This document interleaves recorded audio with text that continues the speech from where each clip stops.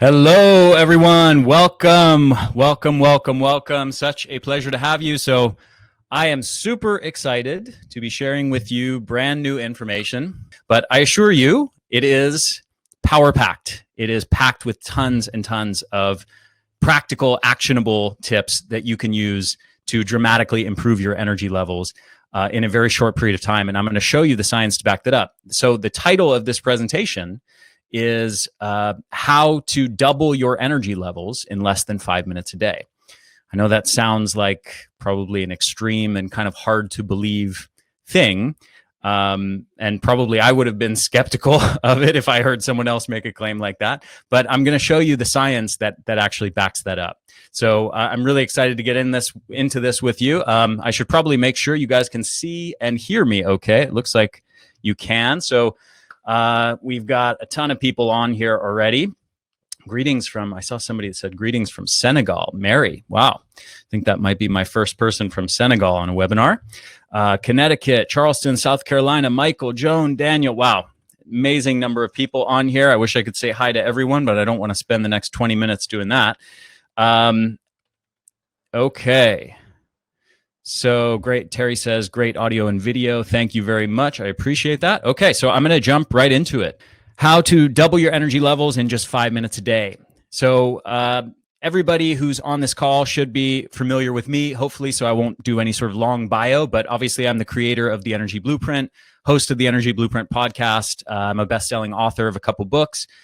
And I'm sort of widely known as the energy guy with, among my friends, among all the sort of health experts in the world.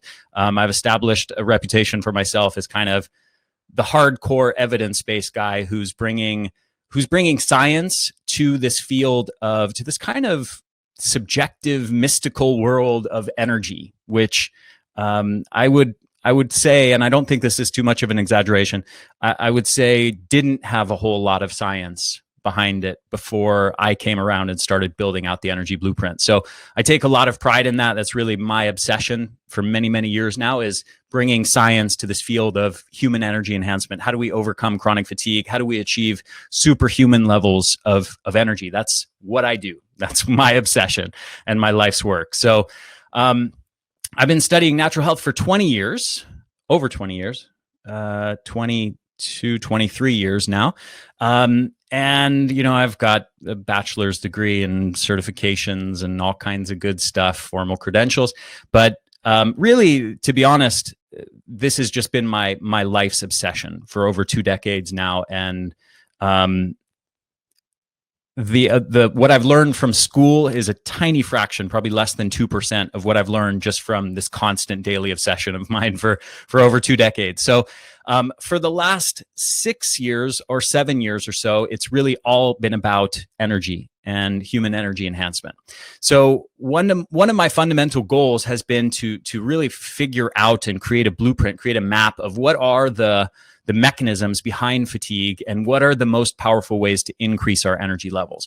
And if you know my work, and I'm sure a lot of you on this are Energy Blueprint members or Fat Loss Blueprint members, or just are familiar with my podcast and things of that nature, you know that I'm very much about addressing root causes and not just symptomatic improvement, but how do we fix the root causes? How do we find and fix the root causes that are causing our energy problems?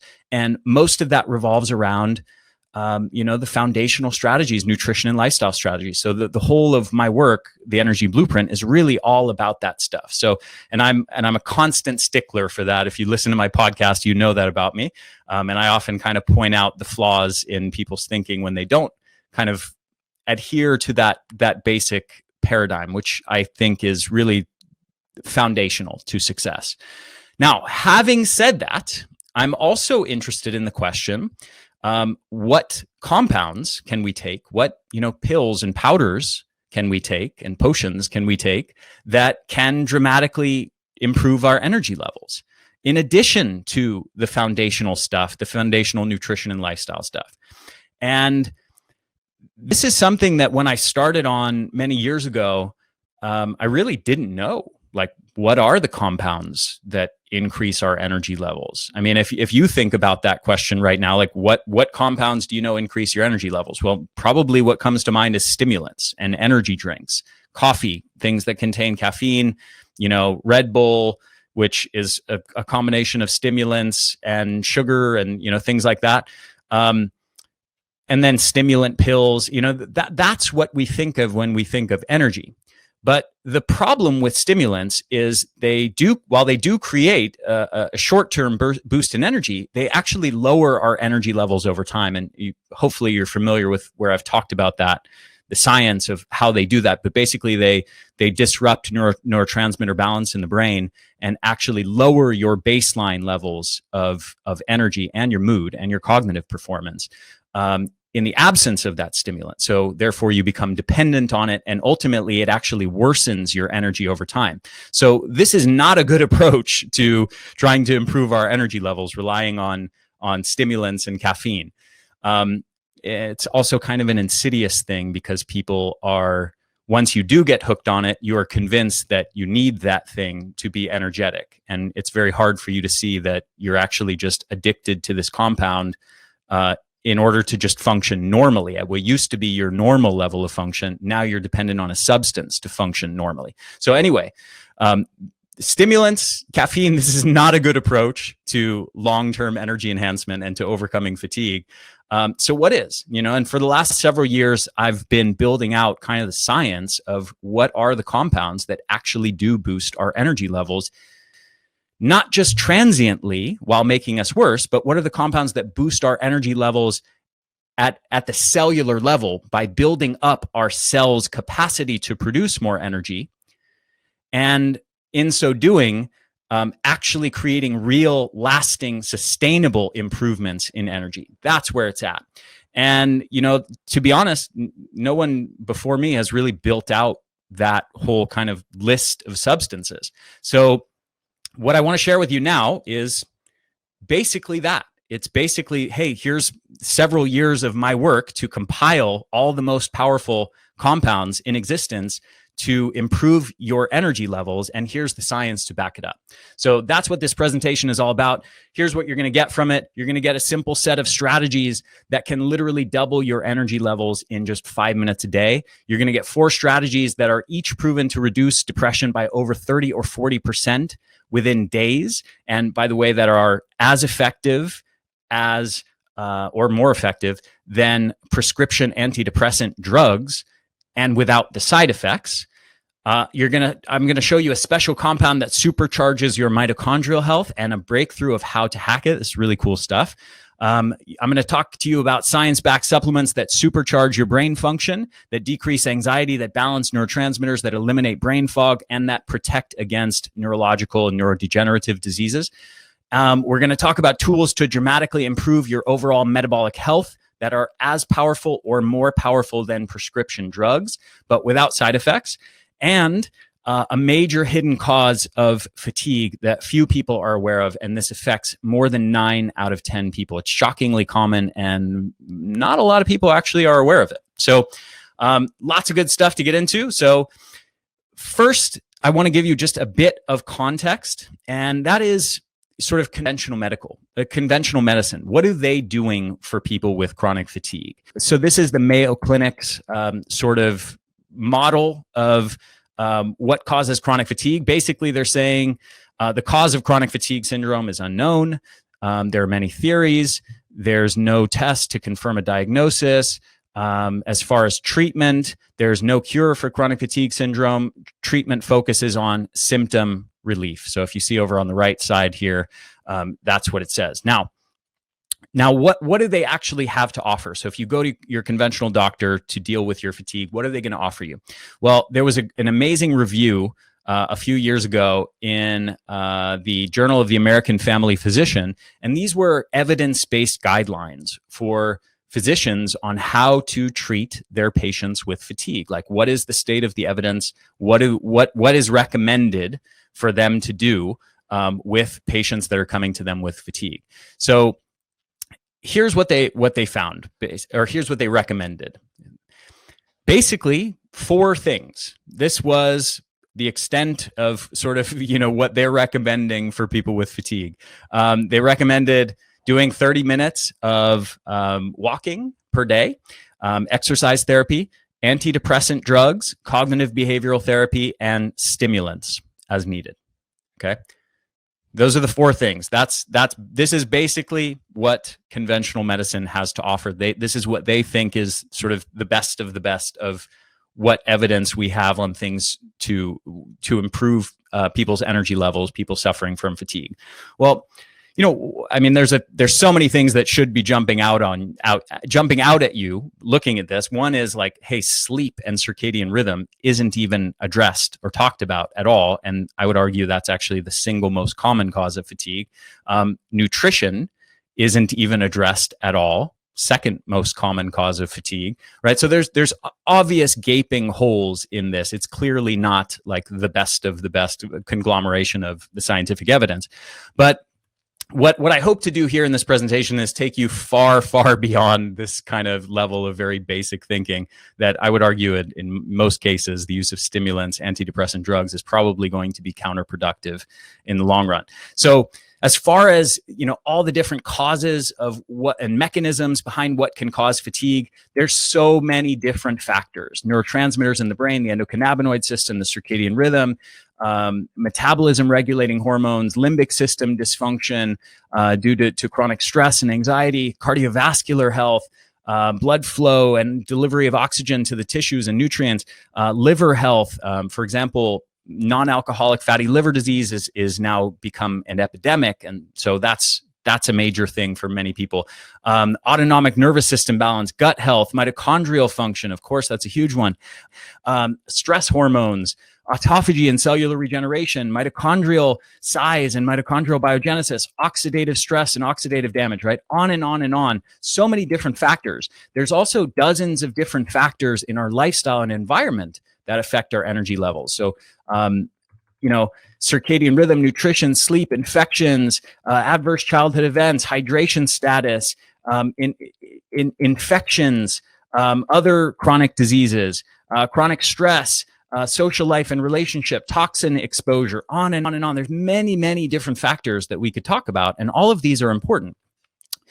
The way I kind of break all of this down, if you want to understand the fundamental cause of fatigue very simply in sort of one graphic, basically environmental stressors, and these can be things from psychological stress to toxins, heavy metal and other toxic exposures, to circadian rhythm and sleep disruption, to poor nutrition, to gut health issues, to infections, to many, many other environmental sources of stress. And then that sort of total body stress load then interacts with this second big factor, which is your body and your resilience, your state of, at the cellular level, how much resilience do you have? How much resistance do you have to these chronic stressors? And the combination of those two things ultimately determines your energy levels. Okay. So you can have, and what most people have is a combination of two things. They have a combination of the environmental stress load is too big, and there's too many problems at that level. And most commonly, there's also a problem in their body as far as their cellular capacity to tolerate stressors, their cellular resilience, and their what I call the resilience threshold.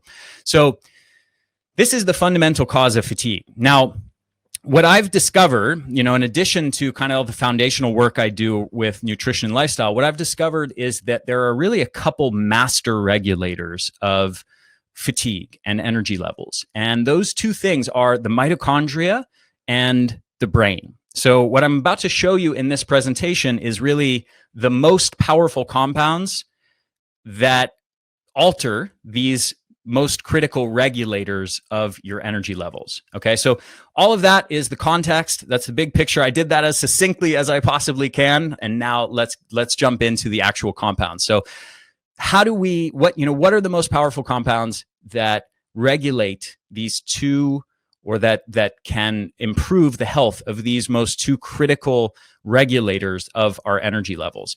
And if you understand that, what I've found is that with certain compounds that affect these two regulators of energy, you can have a dramatic impact on these different factors and massively increase your energy levels within just a few weeks. Okay. So with all that said, let's now jump in. So one of the key causes of fatigue is brain dysfunction.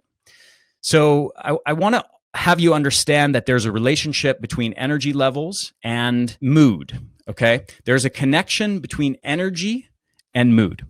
And we often don't really think about these things. These concepts are kind of jumbled in our mind, but there is a very clear connection between being in a good or bad mood and your energy levels, right? It's generally difficult to be really depressed and anxious and also really high energy, okay? Anxiety and stress and depression tend to be energy draining. Maybe not immediately, but certainly over a longer period of time, okay? And then on the other end of the spectrum, or on the other axis here, we have low energy and high energy. Okay, so it's possible to be, irrespective of mood states, it's possible to be in a fatigued, low energy state or a high energy state. Now, the magic of what we want is we want to be in this upper right quadrant. We want to have high energy levels, and we want to be in a relatively relaxed state of joy and happiness. Okay, free of tension, anxiety, stress, depression. Right. So that's where the magic is. How do we achieve this? And this is really where modulating your brain health and your neurotransmitter levels and your levels of mitochondrial health in the brain and neuroinflammation has a huge impact on things, regulating both energy and mood. So just so you understand that, there's a link between fatigue and brain symptoms, and there's a link between different brain symptoms. So we know that rates of anxiety, depression, brain fatigue, psychological conditions, and brain fog are all extremely common in people with chronic fatigue. We also know depression and anxiety often go together, and we know that if you have depression, you're way more likely to have neurological diseases, neurodegenerative diseases later on. We also know that over 60% of people with chronic fatigue syndrome are at risk for psychiatric disorders. So that you can see, once, we tend to think of these things as like separate, different things, but the reality is that, as this quote on the bottom says, mental disorders are apt to hinge together. For example, schizophrenia patients are often depressed, autism patients are often anxious, Down syndrome patients tend to develop premature dementia, and current depression predicts dementia later on. So again, these things are not separate. They're very much related.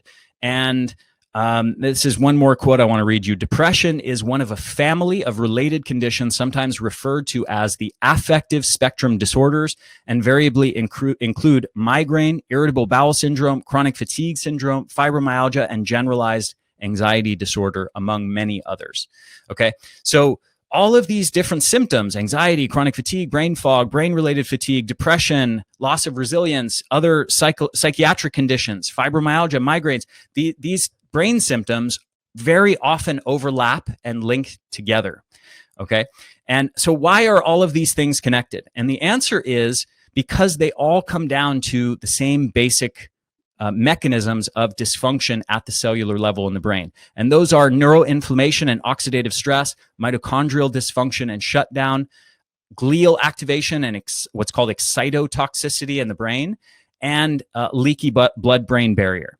So my point is, in explaining all of this to you, is first so that you understand there's a relationship between brain symptoms and fatigue, and depression and anxiety and mood and all of those things, and even psychiatric disorders and neurodegenerative diseases. All of those things have a relationship to fatigue. And they tend to be what's called comorbid. They tend to kind of connect and overlap with one another.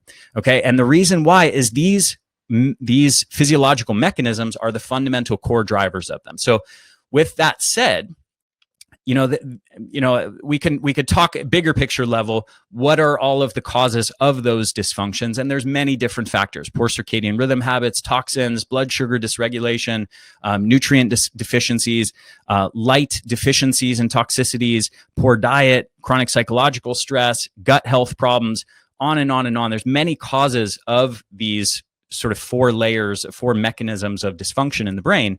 But my point is, what if we had a set of compounds that powerfully fought and eliminated, or at least greatly minimized, these four mechanisms of what's causing this brain dysfunction. So that is what I want to show you. What can we do to rewire our brain for optimal energy levels and mood regulation? So let's get into it. This is the first compound that I want to show you, rhodiola rosea. I'm sure many of you have heard of it, but I want to show you some really cool science on it. So what does it do? It stabilizes mood, it reduces anxiety and depression, it improves cognitive performance, it reduces feelings of exhaustion and irritability, it functions as an antioxidant and anti-inflammatory.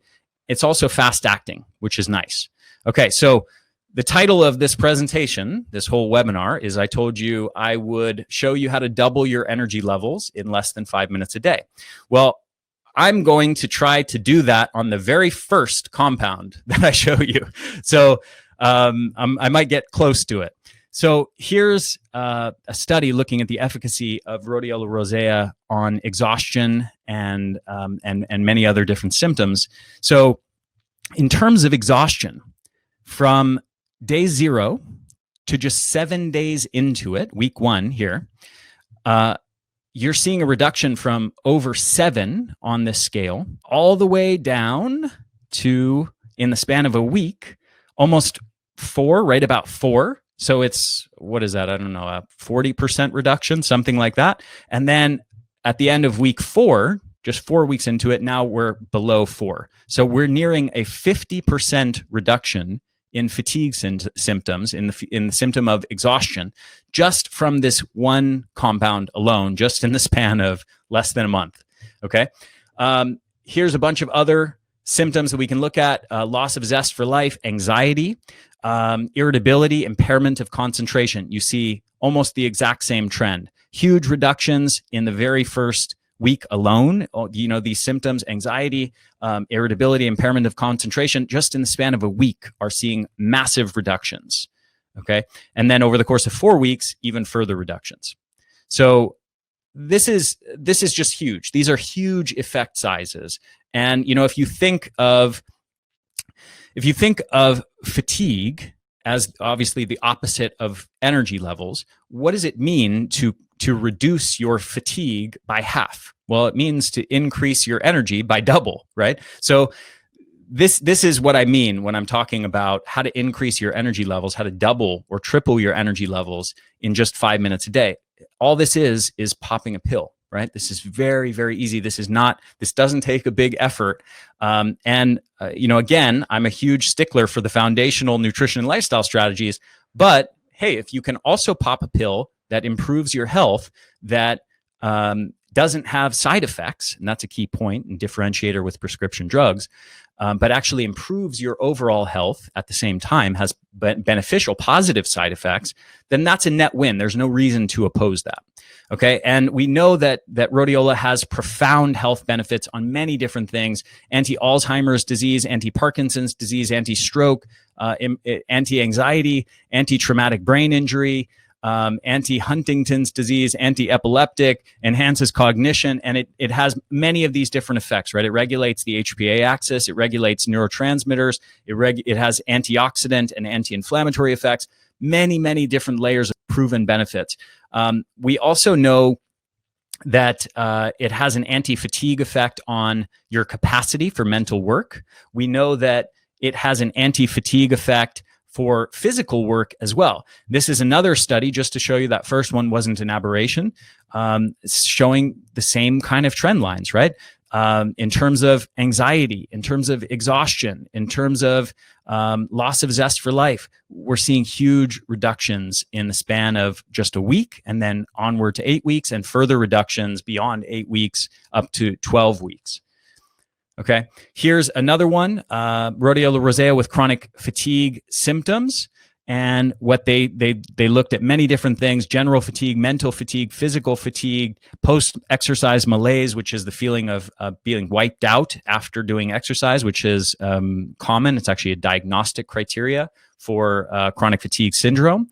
And what they showed, again, similar trend lines: big reductions in the span of a week, and massive reductions when you extend things out to 4 weeks and 8 weeks. So just looking at general fatigue, for example, on this scale, it's up at nearly a 16, and then all the way down after 8 weeks to below an 8. So we're again talking about something that is literally, it has cut your fatigue in half. In other words, it has doubled your energy levels. This is another one on depression now instead of fatigue. And if you look on the right-hand side, this BDI score is a measurement of depression. And what they showed here is these different colored bars are different dosages of rhodiola.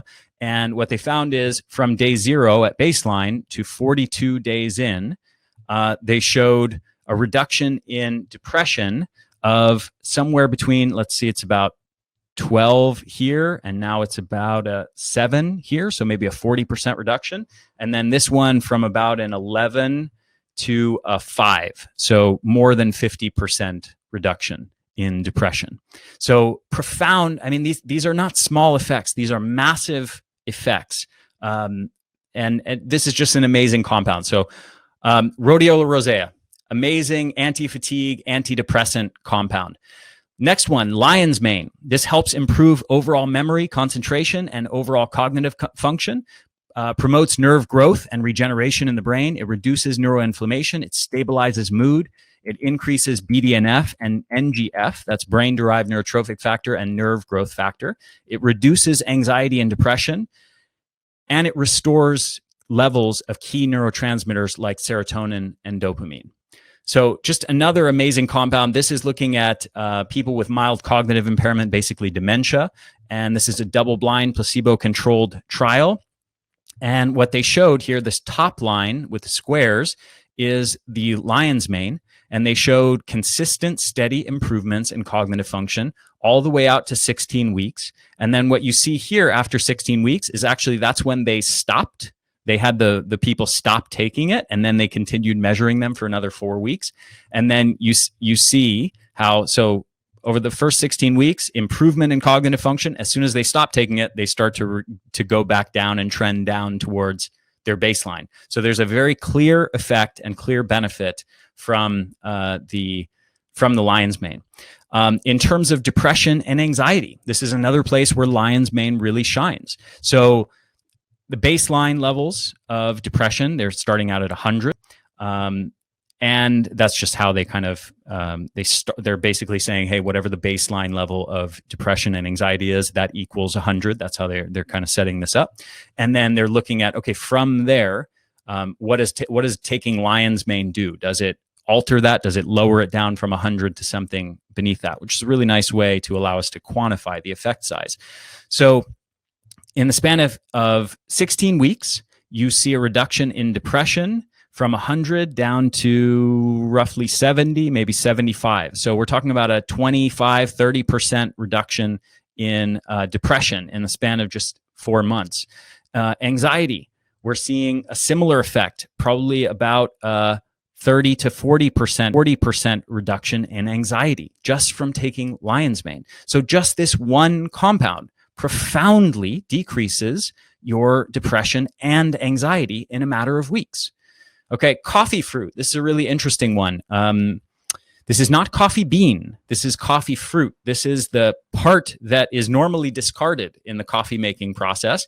And actually, relatively recently, they discovered it actually has some really amazing compounds in it. Now, it doesn't have caffeine. It's got a mix of totally different compounds from the coffee bean. But one of the unique benefits of this particular extract called Neurofactor is it boosts levels of what's something called BDNF, brain-derived neurotrophic factor. And this brain-derived neurotrophic factor is profoundly linked with mood states and depression in particular. Brain-derived neurotrophic factor has been linked with neuroplasticity and the ability of neurons to sort of reshape and mold themselves and sort of rewire themselves. And low levels of BDNF are linked with depression. So here you can see the levels of BDNF in the depression group versus the non-depressed group. Really significant difference. Now, what's cool about Neurofactor is it's one of the most powerful ways to boost your BDNF levels. And this is admittedly somewhat speculative. in the sense that there hasn't yet been a trial actually looking at coffee fruit extract on depression, in the treatment of depression, but it is very reasonable to suspect that it would have benefits. And we know that boosting BDNF is definitely a very, very good thing for mood and for brain health in general. Okay. So next one, really, really cool one, very few people have heard of, is called agmatine. And agmatine actually has some really impressive science on it. And it kind of is baffling to me why it's not more popular, because it's such an amazing compound. It reduces anxiety and depression. It's important for neurotransmitter balance. It improves learning and memory. It protects neurons and enhances cell growth. It protects mitochondria. And it's actually more effective at relieving some kinds of pain than even conventional medications. Okay, so this study is talking about clinical applications after 100 years in translation. This compound's been around for decades and somehow is still not very widely known. So they said, the researchers kind of concluded here, that agmatine is useful in treating a spectrum of complex diseases, including diabetes, neurotrauma, neurodegenerative diseases, opioid addiction, mood disorders, cognitive disorders, and even cancer. Okay, so there's clear neuroprotective roles of agmatine. And one really interesting thing is they've actually measured agmatine levels in people who are suicidal versus normal people, and found that brain agmatine levels are 30 to 40% lower in people who commit suicide. And they've shown that it's a relatively small trial, but they've shown that agmatine supplementation alone was able to cause total illness remission in people with depression, meaning to completely, essentially, cure their depression just through taking this one compound. Okay. Now, just to point this out, imagine if you started to combine, this compound with, let's say, the BDNF boosting neurofactor from coffee fruit, and with Rhodiola rosea, and with lion's mane. You're starting to see where I'm going, how these things can be stacked and likely provide way, way, way more benefits than they do just as a single compound in isolation. Okay, this is another one that is very little known. And in fact, I will admit that I didn't even know about it until like maybe 2 years ago. I'd never heard of it. And it's still not extremely well studied in the science. There's definitely some research, I would say probably dozens, maybe not hundreds of studies, but dozens. And yet I am really supremely impressed with this compound in terms of the anecdotes that I've seen from people using it. This seems to be one of the most powerful energy boosting and mood boosting adaptogenic herbs in existence, probably on par with rhodiola and maybe Panax ginseng also. So it's a triple reuptake inhibitor, meaning it functions as a reuptake inhibitor of neurotransmitters, serotonin, norepinephrine, and dopamine. And that seems to be the main mechanism of action of its mood boosting and energy boosting effects. It also has anti-inflammatory and antioxidant effects. It also boosts BDNF. And it's also something called an NMDA antagonist, which means it helps combat what's called excitotoxicity in the brain, which is too much excitatory compounds, especially glutamate in the brain, that can actually be toxic when they're out of balance to the more inhibitory compounds. Okay. Also in Chinese medicine, it's considered what they call a will strengthener. So it's something that relates to this concept of motivation and drive. And again, those concepts really tie in with energy and mood as well. They're all kind of one big blob that very much ties together. Okay, so there's studies looking at this particular extract, BT11, which is a polygala extract, showing improvements in cognitive function. Several studies looking at that, and that's really, I looked quite a bit, and there's not a whole lot of other research as far as the actual formal research that's relevant to mood and energy enhancement. It just hasn't been studied yet.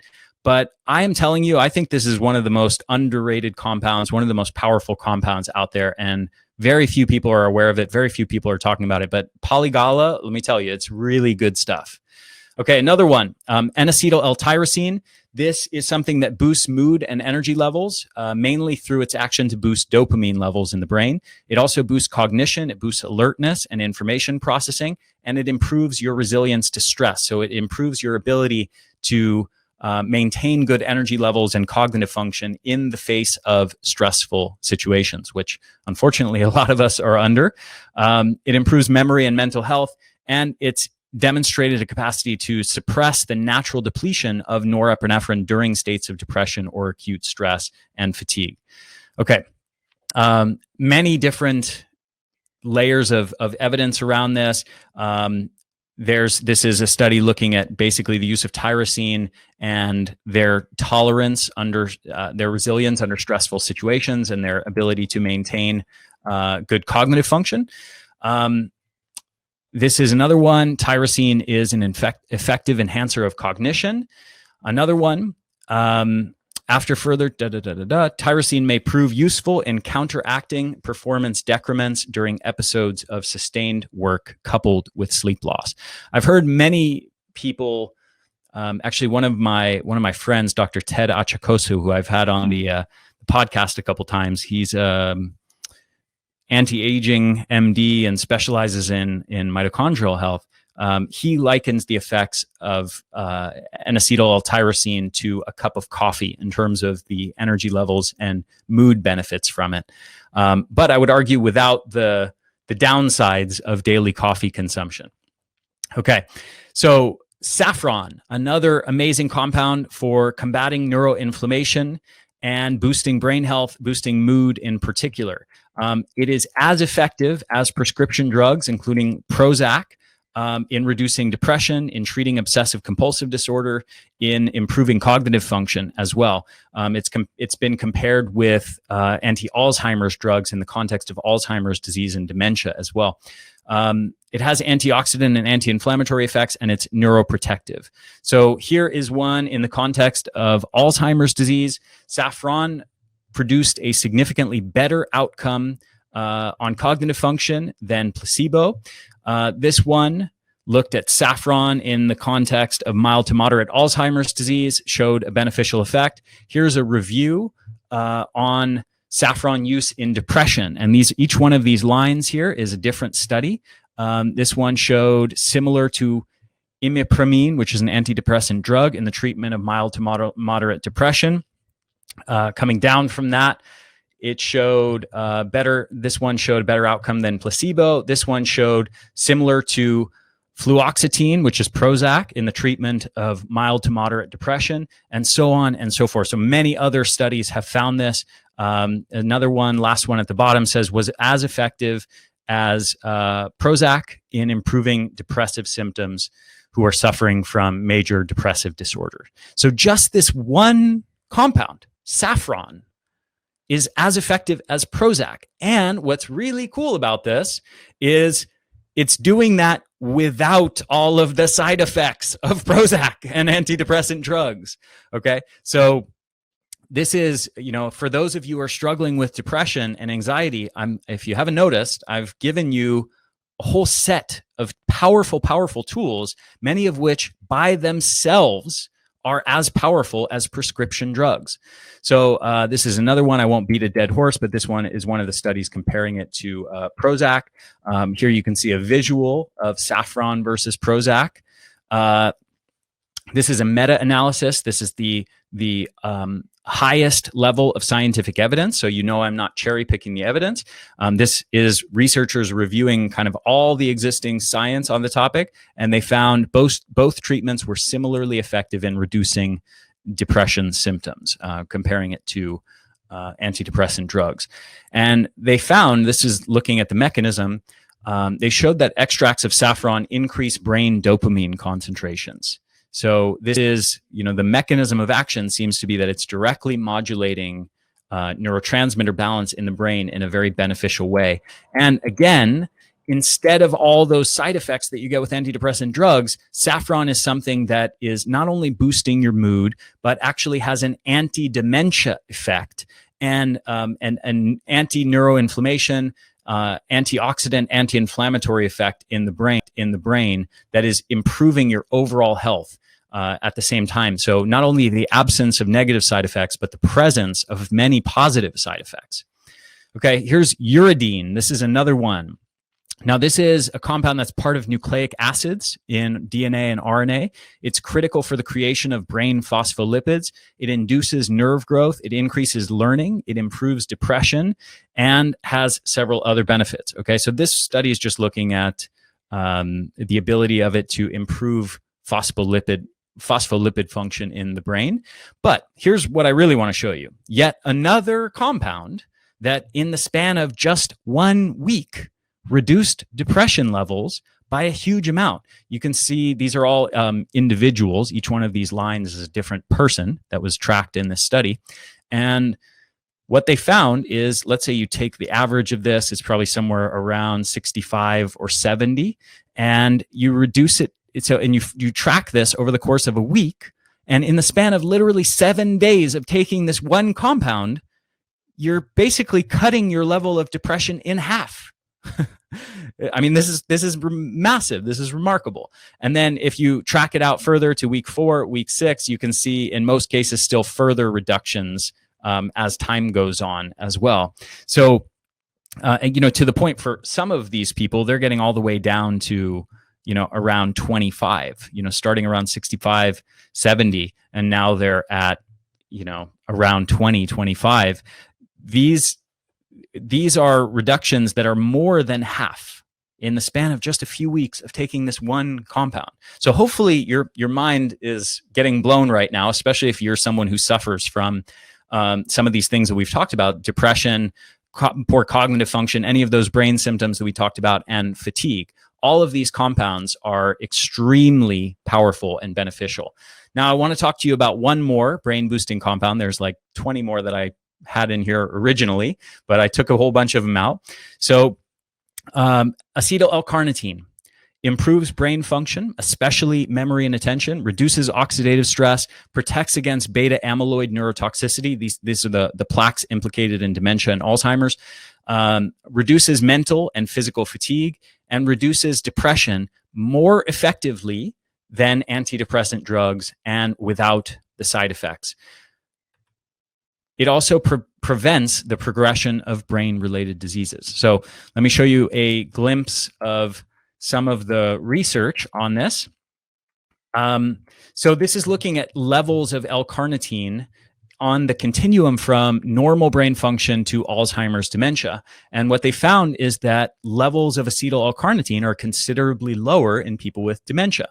So in people with very mild, minimal memory complaints, to mild, cognitive impairment, much more serious cognitive impairment, to full-blown Alzheimer's disease, full-blown dementia, you're seeing a very clear relationship to acetyl L-carnitine levels.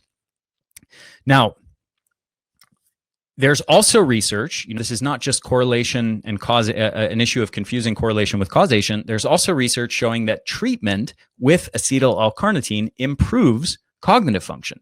And there's several studies also looking at acetyl L-carnitine in depression, showing that acetyl L-carnitine supplementation decreases depressive symptoms compared to placebo, while offering a comparable effect with that of established antidepressant drugs with fewer side effects. Okay.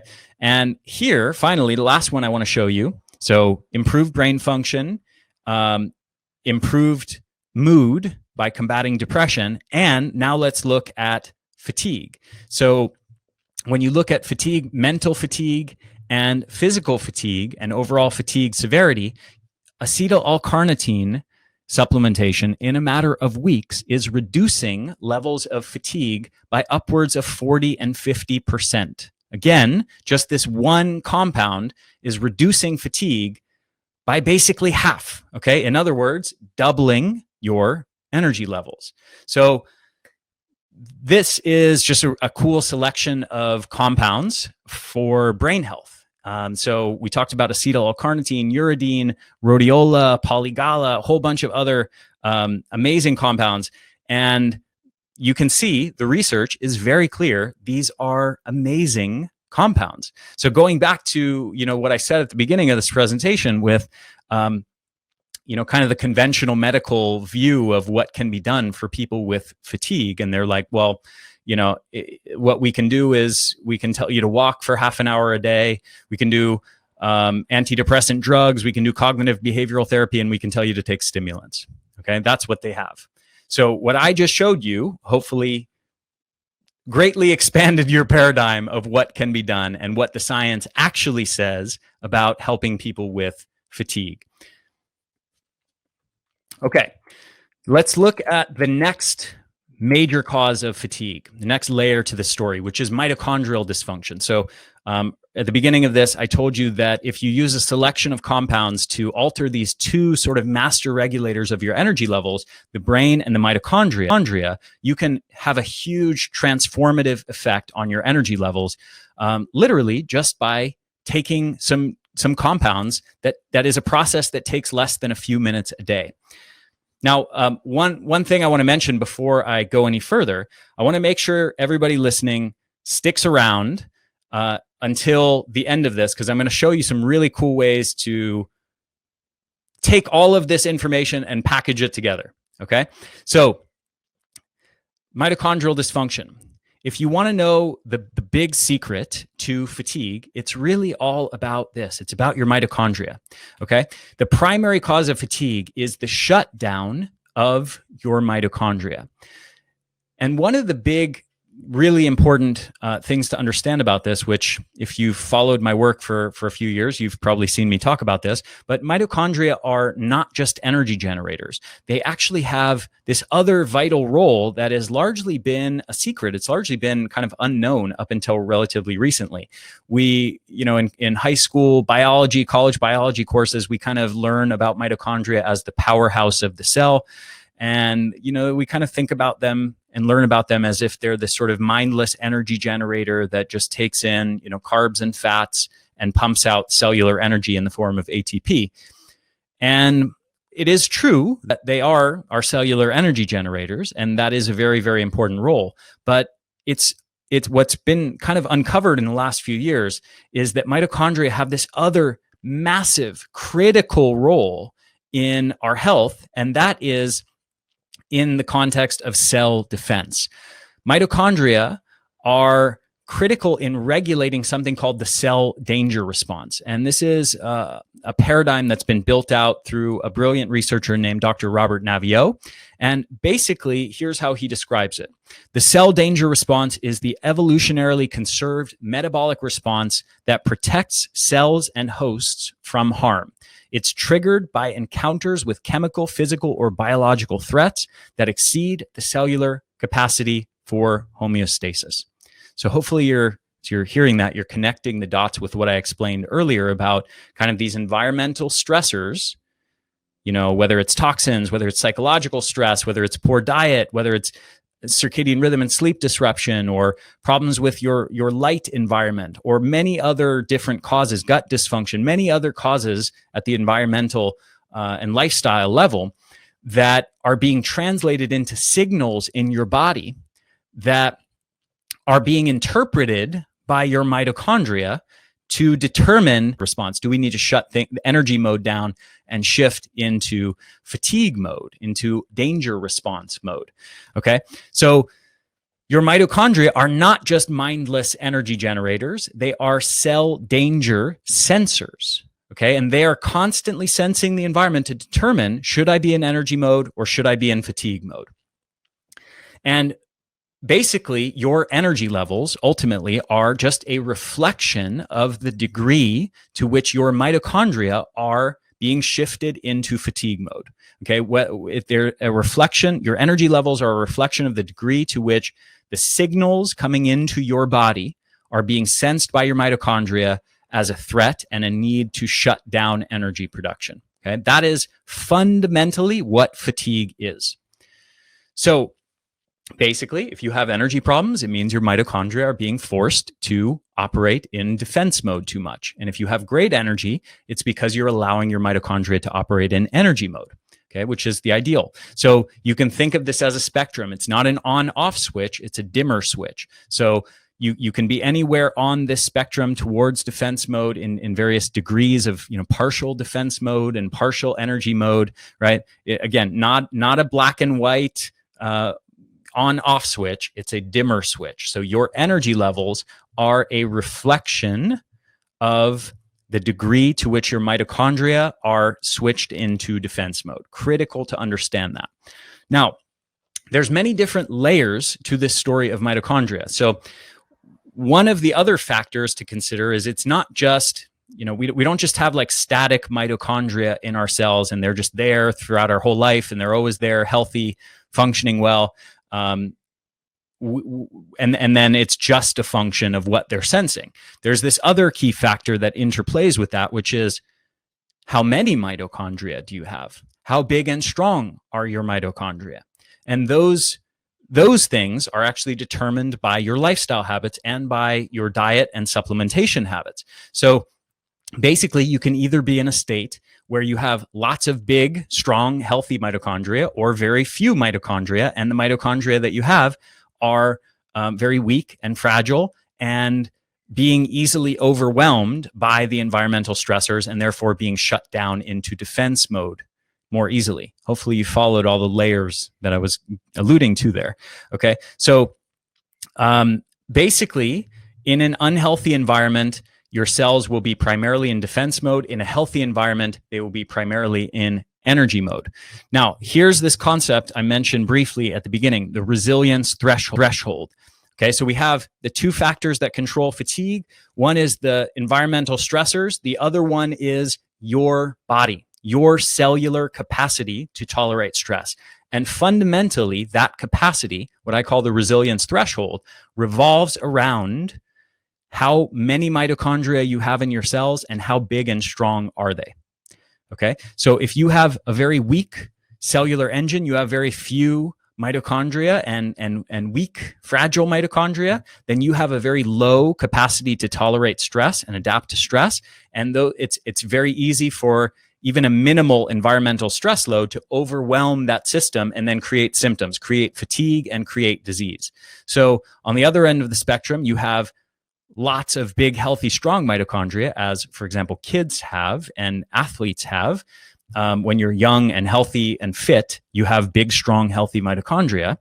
And in that scenario, you have a big capacity to adapt. And it's very difficult for even a significant load of environmental stressors to overwhelm that system and cause fatigue and drive disease. Okay. Now, if you're not young and fit and healthy, if you're not a kid, don't worry, because it is possible to modulate your mitochondrial health and mitochondrial function in profound ways without, being, going into a time machine and traveling back in time to when you were 12 years old. Okay. So the old approach to energy, as I spoke about briefly at the beginning, is really about caffeine and stimulants. Right. So and they do create this transient increase in energy. The problem, as I said at the beginning, is ultimately they do so at a cost. They're, in the words of my friend, Dr. Pedram Shojai, they're borrowing energy from tomorrow to pay for today. And basically what that means is, yes, you get a boost for a few hours, but you pay a price for it. You're actually decreasing your overall capacity to produce energy over time. And the way caffeine and stimulants work is basically by overstimulating the brain. They primarily work by plugging up the receptor for a neurotransmitter called adenosine and disrupting the balance of neurotransmitters there, which again creates this temporary benefit of an energy boost. But the problem is your brain starts to go, hey, I'm being overstimulated chronically. I need to do something about this. Then your brain increases the level of adenosine and increases the level of adenosine, the number of adenosine receptors, so that now when the caffeine is out of your system, you actually have a lower baseline energy levels. So this is the problem with caffeine and stimulants. This is why this approach fundamentally does not work. And not only does it not work, it is counterproductive to improving your energy levels. So look, hey, if you want to take caffeine once in a while, let's say you have some big event, you need to be at your best, you've got an athletic competition, you've got, some mental thing, you got to pull an all-nighter for school or for your work or whatever. In a situation like that, there's absolutely a role for caffeine to be used once in a while and stimulants to be used once in a while to optimize your energy levels and cognitive function for a very short period of time. But it is a huge mistake when you get into the habit of using these things on a daily basis. Absolutely, massively counterproductive. So that's the old way to build energy. The new way is to build up your own body's supply of energy, and that is your mitochondria. So the recipe for doing this, as I alluded to, there's several different layers to this story of what makes healthy mitochondria. We want big, strong mitochondria. We want more mitochondria. So, if you compare an older person to a young kid, the kid has way more mitochondria than the older person does. It's estimated that we lose about 10% of our mitochondrial capacity per decade. And so between the ages of about 20 to 75, most people lose about 75% of their mitochondrial capacity. But it does not have to be that way. That's the important thing I want to get across to you, that there's research actually showing that this is extremely modifiable through your nutrition and lifestyle and supplementation habits. You can have a massive impact on your mitochondrial health and how many mitochondria you have in your cells. You don't have to lose them as you get older. It doesn't have to be that way. You want to repair and protect your mitochondrial membranes. You want cofactors involved in mitochondrial energy production. You want to recharge NAD+ levels, which is nicotinamide adenine nucleotide, which is this critical compound, anti-aging compound that helps regulate mitochondrial energy production and keeps them functioning like they're young. And you really want to build up the mitochondrial antioxidant defense system. And I'm going to show you several compounds that many of them do all of these, or at least multiple of them. And then some of the compounds I'm going to show you are specialized and have very specific roles, and they do one or two of these things really, really well. Okay. So again, how do stimulants and energy supplements work? Overstimulating the brain and releasing stress hormones. The way to build real energy is you work on your mitochondrial health. You build bigger, stronger, healthier mitochondria. So how do we do that? What are the compounds that are the best ways to repair and regenerate and build our mitochondrial system? One of the most powerful ones is something called NT-factor phospholipids. This is so cool. I love this particular compound because the science is just amazing. So there's a researcher named Garth Nicholson who's done a whole bunch of research on this field called lipid replacement therapy. And it is literally the idea of, or the act of replacing damaged phospholipids in your mitochondria with new healthy mitochondria, with new healthy phospholipids, excuse me. So your mitochondria are composed of membranes, phospholipid membranes, just like your cells are composed of phospholipid membranes. And these membranes are composed of a specific type of fatty acids called phospholipids, things like phosphatidylcholine, phosphatidylserine, phosphatidylethanolamine. And what happens over time when there are sources of, for example, toxic exposures or even things like psychological stress, poor diet, chronic inflammation, oxidative stress, these things they physically damage the membranes of our mitochondria. So when that happens, when those mitochondria are damaged, they are more likely to be triggered into defense mode, to shut down energy production, and in other words, to create fatigue instead of high energy states. So here's the really cool part. By consuming these special kinds of phospholipids processed in a particular way, your body will actually absorb those phospholipids intact and transport them into the cells, into the mitochondrial membranes, and repair the holes, repair the damage in the mitochondrial membranes. So this has actually been shown in research. It's mind-blowing that this can happen, but this is kind of the visual from this lipid replacement study, this review of studies. And this is showing the mechanism of how these phospholipids are being transported into cells and into mitochondria. So now all of that is great. And it's like, okay, well, that's a nice sounding mechanism, but does it actually work?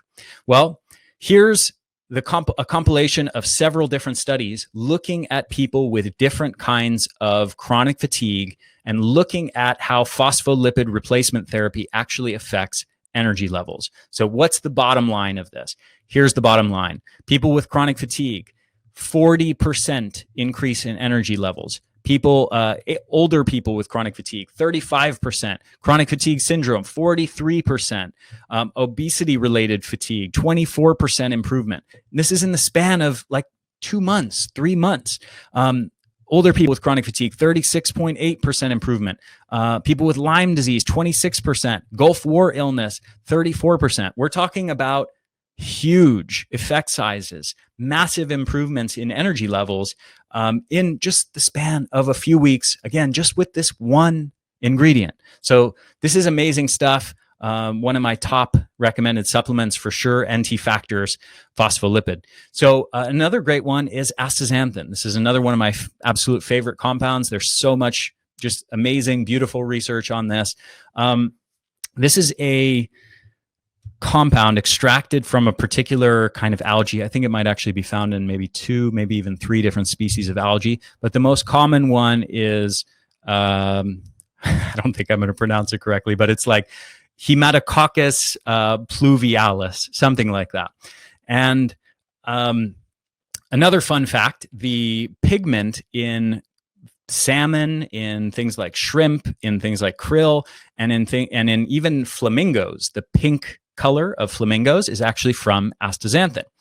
Another fun fact, before I get into I can't help myself, before I get into the research on fatigue and the mechanisms of how it relates to mitochondrial function, there's also research, this is one of the reasons I like it the most, showing that astaxanthin is one of the most powerful compounds in terms of acting as an internal sunscreen. So when you consume it, it builds up in your skin and it protects your skin from UV damage. Now, that's a really nice benefit because, one, it allows you to get more sun exposure and get all the amazing benefits of sun exposure without damaging your skin, without skin aging, without sunburn, and while decreasing your risk of skin cancer.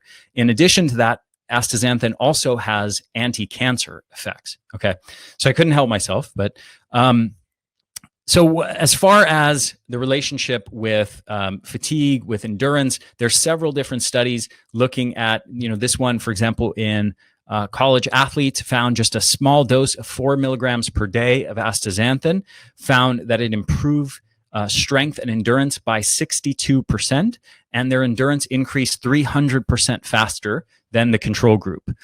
There's research showing astaxanthin is able to protect mitochondria, reduce inflammation, improve blood flow, support heart health, and reduce the oxidation of LDL, decreasing your risk of cardiovascular disease, help improve blood sugar levels, improve cognitive function, protect neurons from dementia, decrease anxiety, decrease depression, decrease muscle inflammation by more than 50%, and on and on and on. Improve endurance, improve muscle strength, act as an internal sunscreen, as I said, improve the heart-brain axis, and improve energy levels.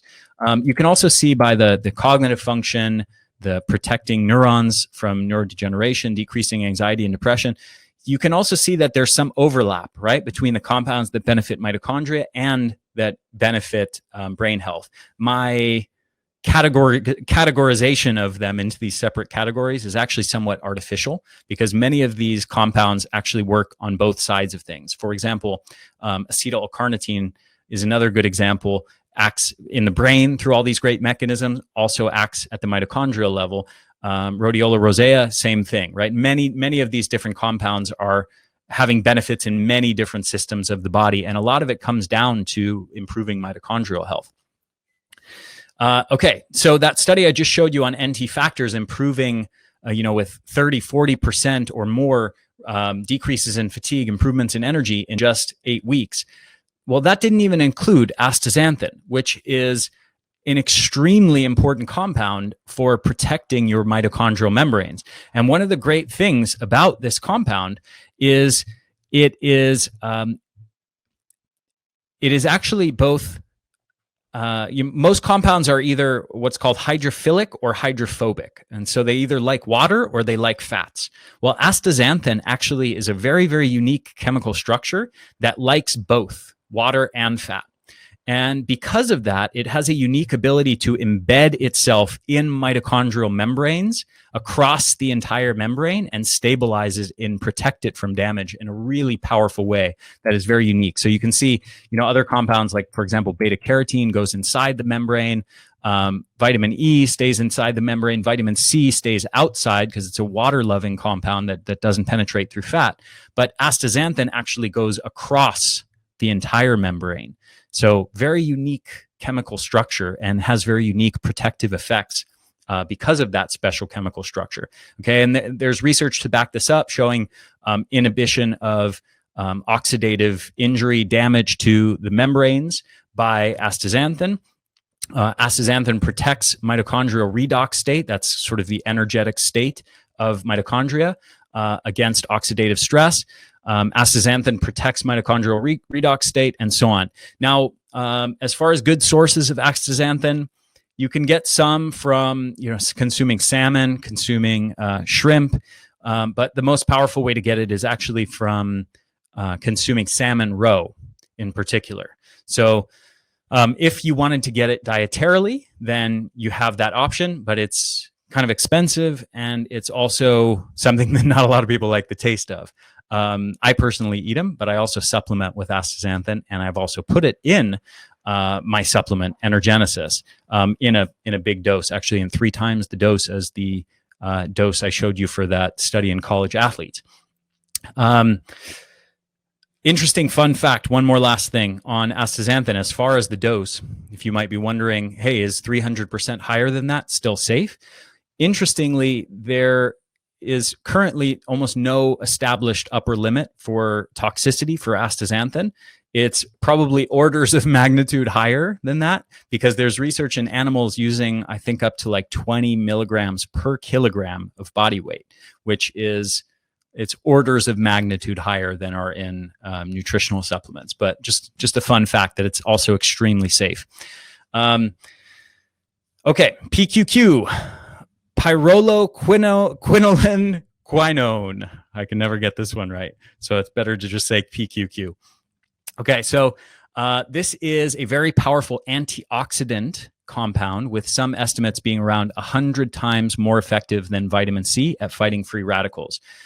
It also happens to be one of the most powerful, if not the most powerful, compound for stimulating mitochondrial biogenesis. That is the creation of new mitochondria from scratch. So you remember I told you before, even if you're older, you're not a young, fit person anymore. Well, there are compounds that you can take that actually help your body build, that stimulate your body to build new mitochondria, more mitochondria from scratch. So there's also research showing it alters indicators of inflammation and mitochondrial related metabolism. And in general, studies have shown that it can decrease systemic inflammation, improve sleep, improve brain function, speed metabolism, decrease insulin resistance, and increase weight loss, improve immune function, and improve mitochondrial health and stimulate mitochondrial biogenesis. Okay, many other different benefits associated with it as well. And then here's a really cool study where they looked at many different relevant compounds. So anxiety, depression, energy levels, fatigue, which are sort of the inverse of one another, and a couple other different variables. And they tracked it from this top line here was at 0 weeks. So that's at the start of the study, and then at 8 weeks. And you can see improvements across the board in every single one of these parameters, and pretty sizable improvements as well. One little note that I'll mention on vigor. This is, if it looks weird to you, vigor is a positive characteristic, and all the other ones are negative characteristics. So that's why it flips here.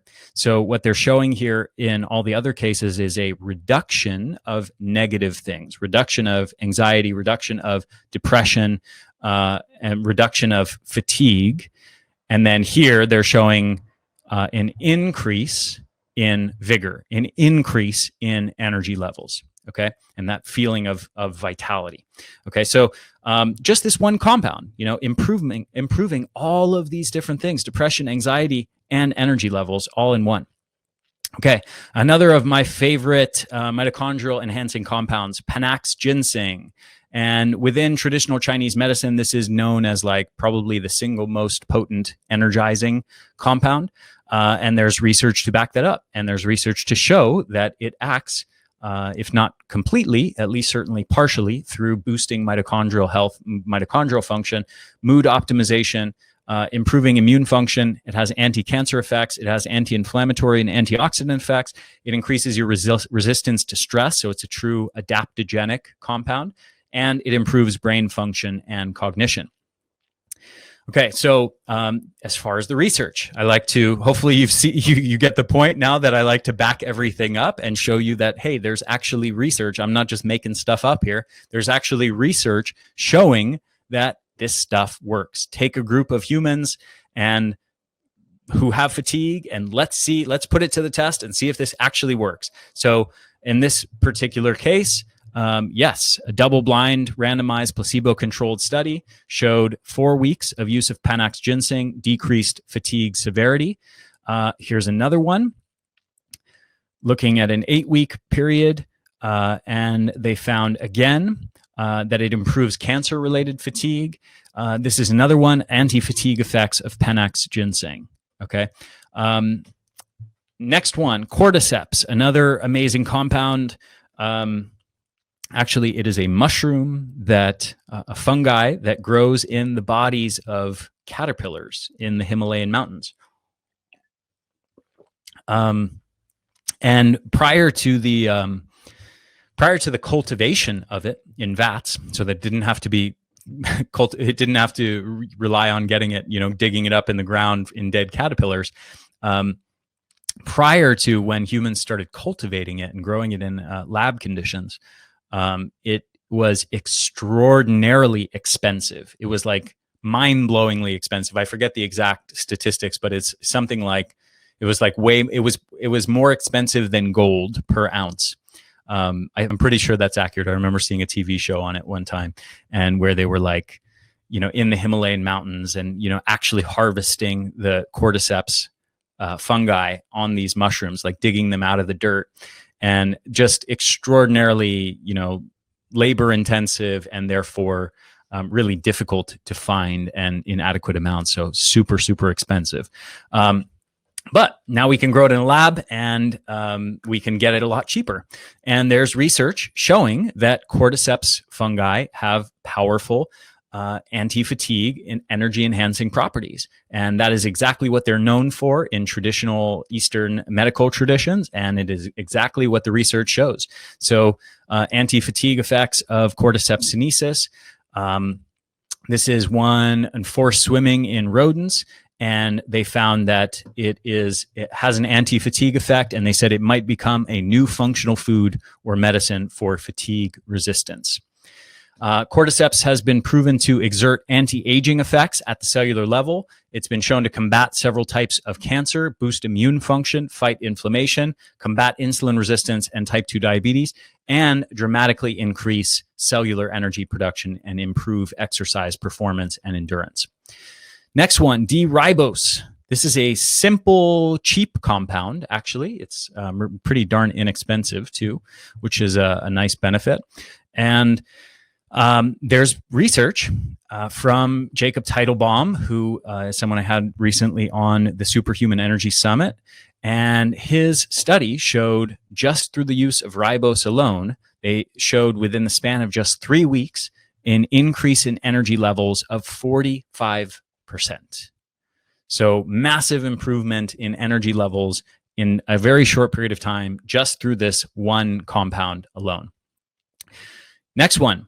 Curcumin, and I will mention curcumin very briefly here, only for the reason that everyone's heard of it.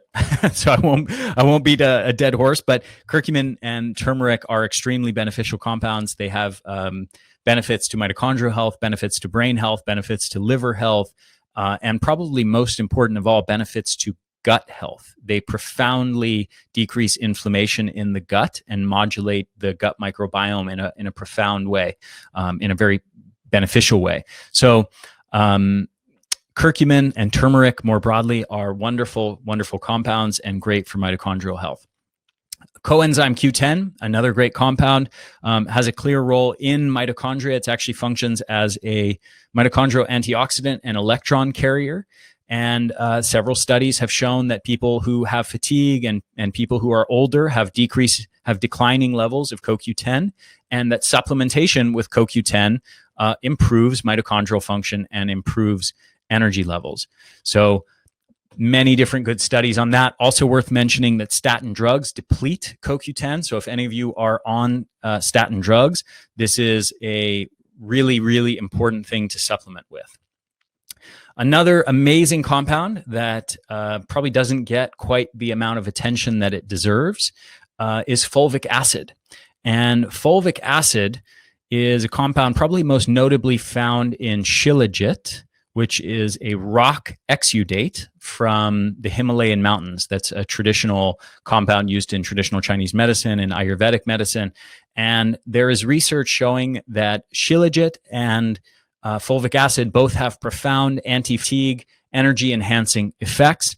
For example, there's a study in rodents where they basically caused chronic fatigue syndrome in those rodents, and then studied the effects of shilajit, and they showed essentially that shilajit pretty much cured the rodents of chronic fatigue syndrome. There's also research on fulvic acid specifically in many different disease states. In the context of diabetes, there's research on it in the context of improving mitochondrial function, in the context of improving gut function, modulating the immune system, modulating detoxification, and it's really just quite an amazing compound and really just a super supplement for sure. Another great one, R-alpha lipoic acid, and there's very clear research showing that the use of R-alpha lipoic acid, especially alongside other compounds like, for example, acetyl L-carnitine, it's often supplemented with that. Together, they've been shown to, in the context of rodent studies, they've been shown to essentially make old mitochondria young again, to reverse the damage and dysfunction in mitochondria in aged rodents, just through, again, the use of alpha lipoic acid and acetyl L-carnitine. So here you see a study on mitochondrial decay in the brains of old rats. And they said nutrients targeting mitochondria such as alpha lipoic acid and acetyl L-carnitine could ameliorate mitochondrial decay through preventing mitochondrial oxidative damage. Another one, R-alpha lipoic acid supplemented old rats have improved mitochondrial function, decreased oxidative damage, and increased metabolic rate, a faster metabolism. So really good stuff there.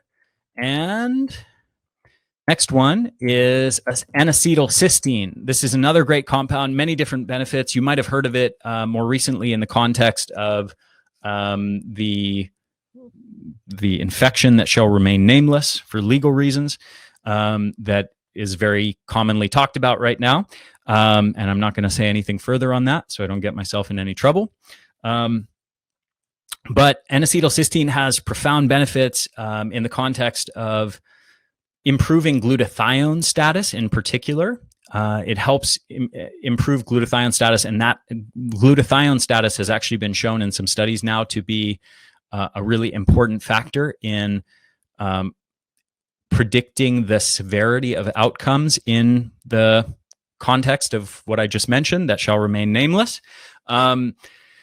And in addition, N-acetylcysteine was also talked about recently in my podcast with Dr. Michael Murray, because one of the other things that it does is it helps thin the mucus lining in our mucous membranes. And by getting rid of sort of the old junky caked on mucus and allowing those mucous membranes to be thinner and cleaner, the mucous membranes function better and help defend against threats. That part of the immune system is really important. So they help by having a good functioning mucous membrane layer. It helps defend against respiratory infections as well. So anyway, those are all side notes, just based on the context of the current state of the world.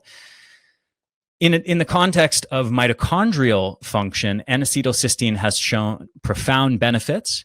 And glutathione, of course, is one of the most important internal antioxidant and internal detoxification compounds inside of cells and inside of mitochondria. So boosting that also has benefits. There's also, in the context of brain health, it's shown that N-acetylcysteine improves mitochondrial resilience and decreases symptoms of several different psychiatric disorders as well. Okay. NAC, N-acetylcysteine, is proven to have antioxidant effects that protect DNA, support liver health and detoxification, treat COPD and other respiratory symptoms, boost brain function and improve mental health, improve skin health, improves mood, combats depression and bipolar, reduces fatigue after exercise, and dramatically improves mitochondrial function and helps protect mitochondria from damage. Next one, just a couple more here. Resveratrol, and especially trans resveratrol, probably one of the better known anti-aging longevity compounds. But in particular, it has profound mitochondrial benefits. So it activates longevity genes, it stimulates mitochondrial biogenesis, it increases levels of NAD+, which is a key energy, longevity, and anti-aging compound that regulates mitochondrial energy production. And it's linked with youthful cellular and mitochondrial function. Protects against heart disease, combats insulin resistance, increases blood flow and nutrient delivery to the brain, fights senescent cells, which is a key mechanism of aging. It activates autophagy, it improves immune function, fights oxidative stress and inflammation, combats cancer, has mood boosting and antidepressant effects, and there's research showing it improves physical energy, stamina, and endurance. So another amazing compound. Okay. One more, kind of more unexpected one, is melatonin. Now, why the heck is melatonin here? Melatonin, most people know as a sleep compound. First of all, I want to make the point that melatonin is a hormone. Melatonin is a hormone produced by your body. So it is not just a supplement. And it also, I want to make the very important point, it is not just for sleep. It turns out that melatonin is actually the single most potent mitochondrial antioxidant in existence. Okay. And every night before bed and during the hours of sleep, your body is designed to produce ample amounts of melatonin. And that melatonin gets into your cells, where it is one of the most powerful things for helping to protect and repair and stabilize your mitochondria. So melatonin, again, not just a sleep hormone, it is a mitochondrial hormone. Really important to understand that. Now, I don't want to digress too much into a discussion of light and circadian rhythm. Hopefully you've followed some of my work and you know some of my work around that. But suffice it to say, the modern light environment decreases our melatonin levels every night by upwards of 50 or 70%. So we have this powerful compound that's critical for the health of our mitochondria, which are critical for our energy levels. And every night we're suppressing it by like over 50 or even 70% in many cases. Okay, through our exposure to artificial light sources, even just standard indoor house lighting, but also TV screens, computer screens, cell phone screens, all of those other sources of light. So because of that situation, and actually one other thing I want to mention is melatonin also has profound anti-disease effects. It has brain protective effects. It has anti-cancer effects. It helps prevent numerous different chronic diseases. So this is an extraordinarily important compound, not just for sleep and not even just for fatigue, but for overall disease prevention and even just the aging process itself and how long you live. So melatonin is so unbelievably underrated. Okay. So in the context of mitochondrial health, again, the most important mitochondrial antioxidant. Now, there's research on this. There is research specifically looking at melatonin in the context of mitochondrial health and what are the mechanisms of action. And it has a couple really special mechanisms of action. So if you see this chart on the right, there's a lot of things going on there, but the gist of what it's doing, one, there's a direct antioxidant effect of melatonin. But in addition to that, probably even more important than that, melatonin interacts with, if you see this GSH/GSSG down here, that's the glutathione system. So melatonin interacts with our internal antioxidant, anti-inflammatory, and detoxification system. Okay. And specifically, melatonin recharges every night that internal antioxidant defense system of the mitochondria. Okay, you see where I'm going with this? So you have a compound that protects your mitochondria and recharges its system to protect itself. And most people, almost everybody, are producing less than 50% of the amount that they're supposed to produce of this every single night, year after year, for decades. This is a huge problem, folks. Okay, so obviously, if you're unfamiliar with all my work around circadian rhythm and sleep, get the Sleep and Circadian Rhythm program if you're struggling with your sleep. But my purpose here is not to talk about all the circadian rhythm stuff, but just to show you, because I'm showing you all these energy hacks, right? It's got to be less than 5 minutes a day. So I kind of committed myself to the use of compounds, the use of supplements, things that can be done just in minutes to transform your energy levels just like that. Okay. So, melatonin as a supplement is a really interesting and nuanced thing. This is something I could talk about for 20 minutes, but I'm going to give you the very short version. So the very short version is this. Most supplements that use melatonin are in the dosing range of, like, the lower end is typically like 3 milligrams. Okay, pay attention to these numbers. 3 milligrams. Some are 5 milligrams, 6 milligrams, some are 10 milligrams, 15 milligrams, and so on. Okay. Now, here's the important thing that very few people know. The amount of melatonin that your body produces, your brain produces every night, is in the neighborhood of 300 micrograms, not milligrams, micrograms.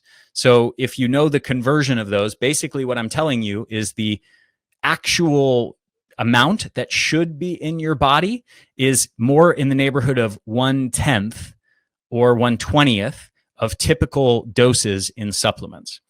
Now, why is that a problem? Well, I'll tell you the problem that I discovered, because I first discovered it in me, and then I since discovered it in a huge amount of other people. So the problem that I discovered when I went and tried to use melatonin is, when I used a typical standard dose of melatonin, it actually disturbed my sleep and essentially caused not full-blown insomnia, but it profoundly disturbed my sleep and made me groggy the next day. Okay.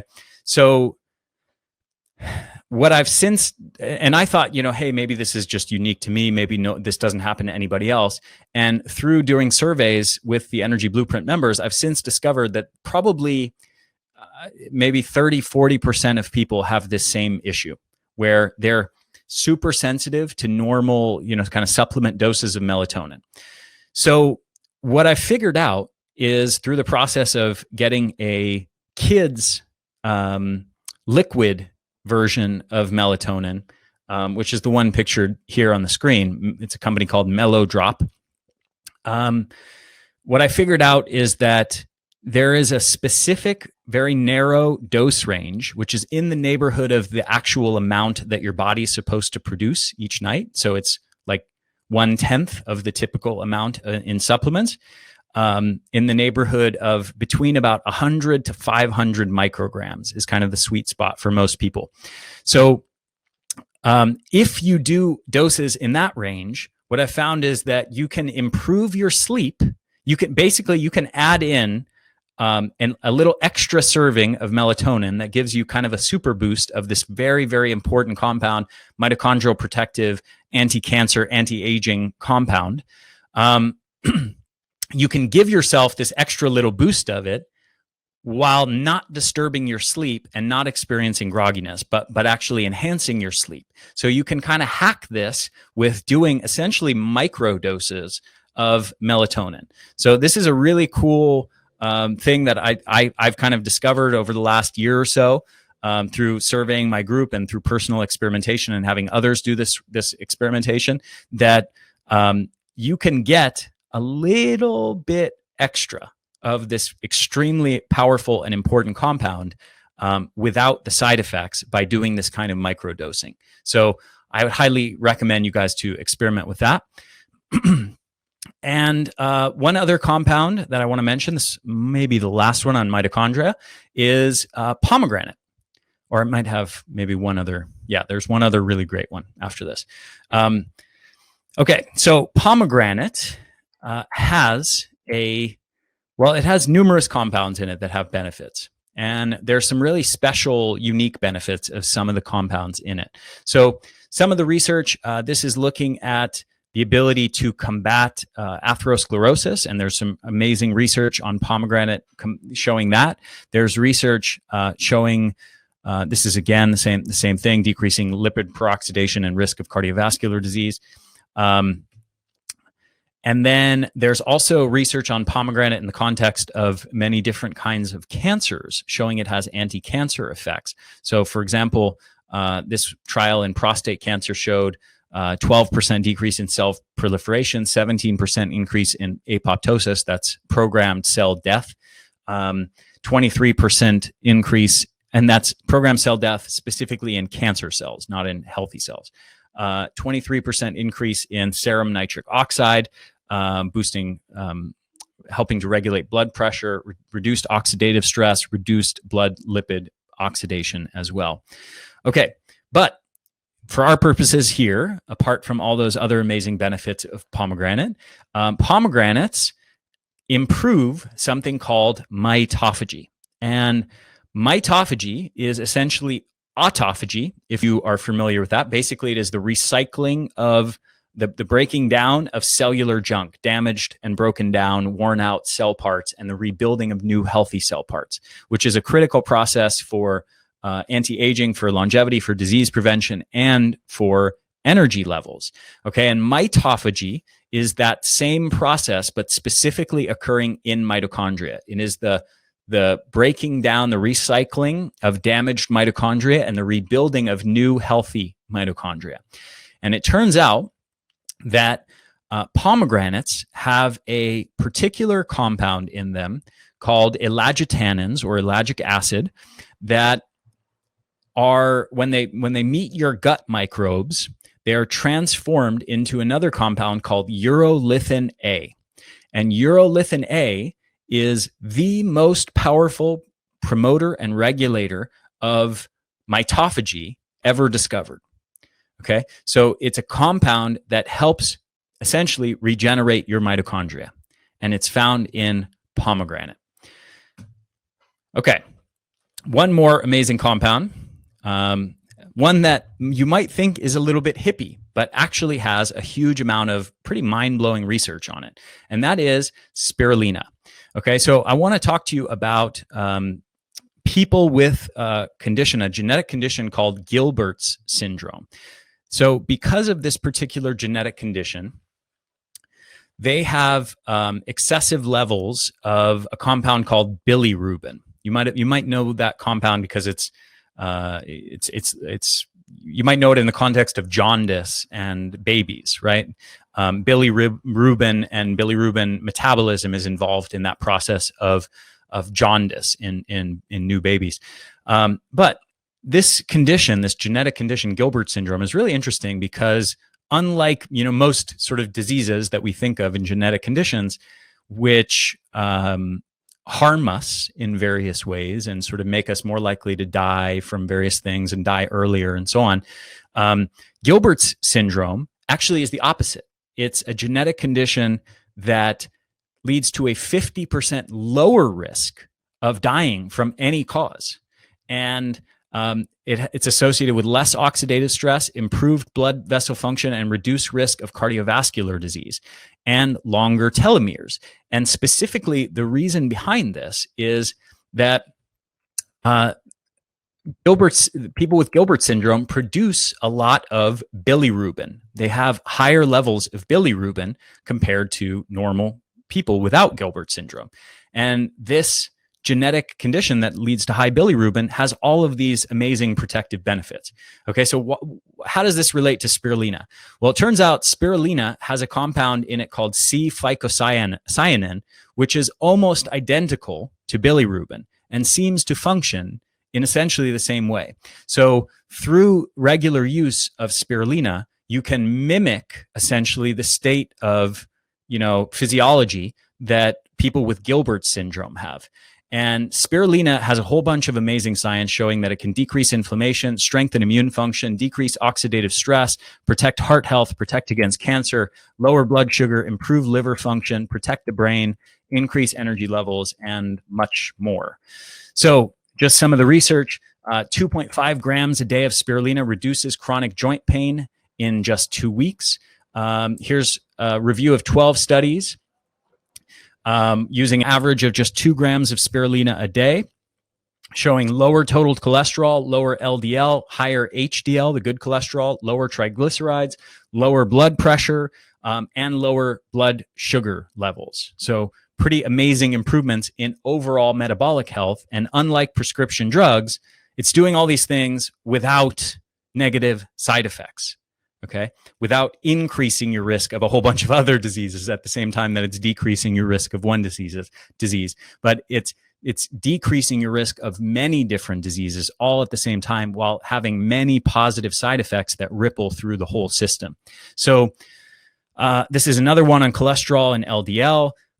This is one on insulin sensitivity, improved insulin sensitivity by 34% after just 3 months of using 2 grams a day.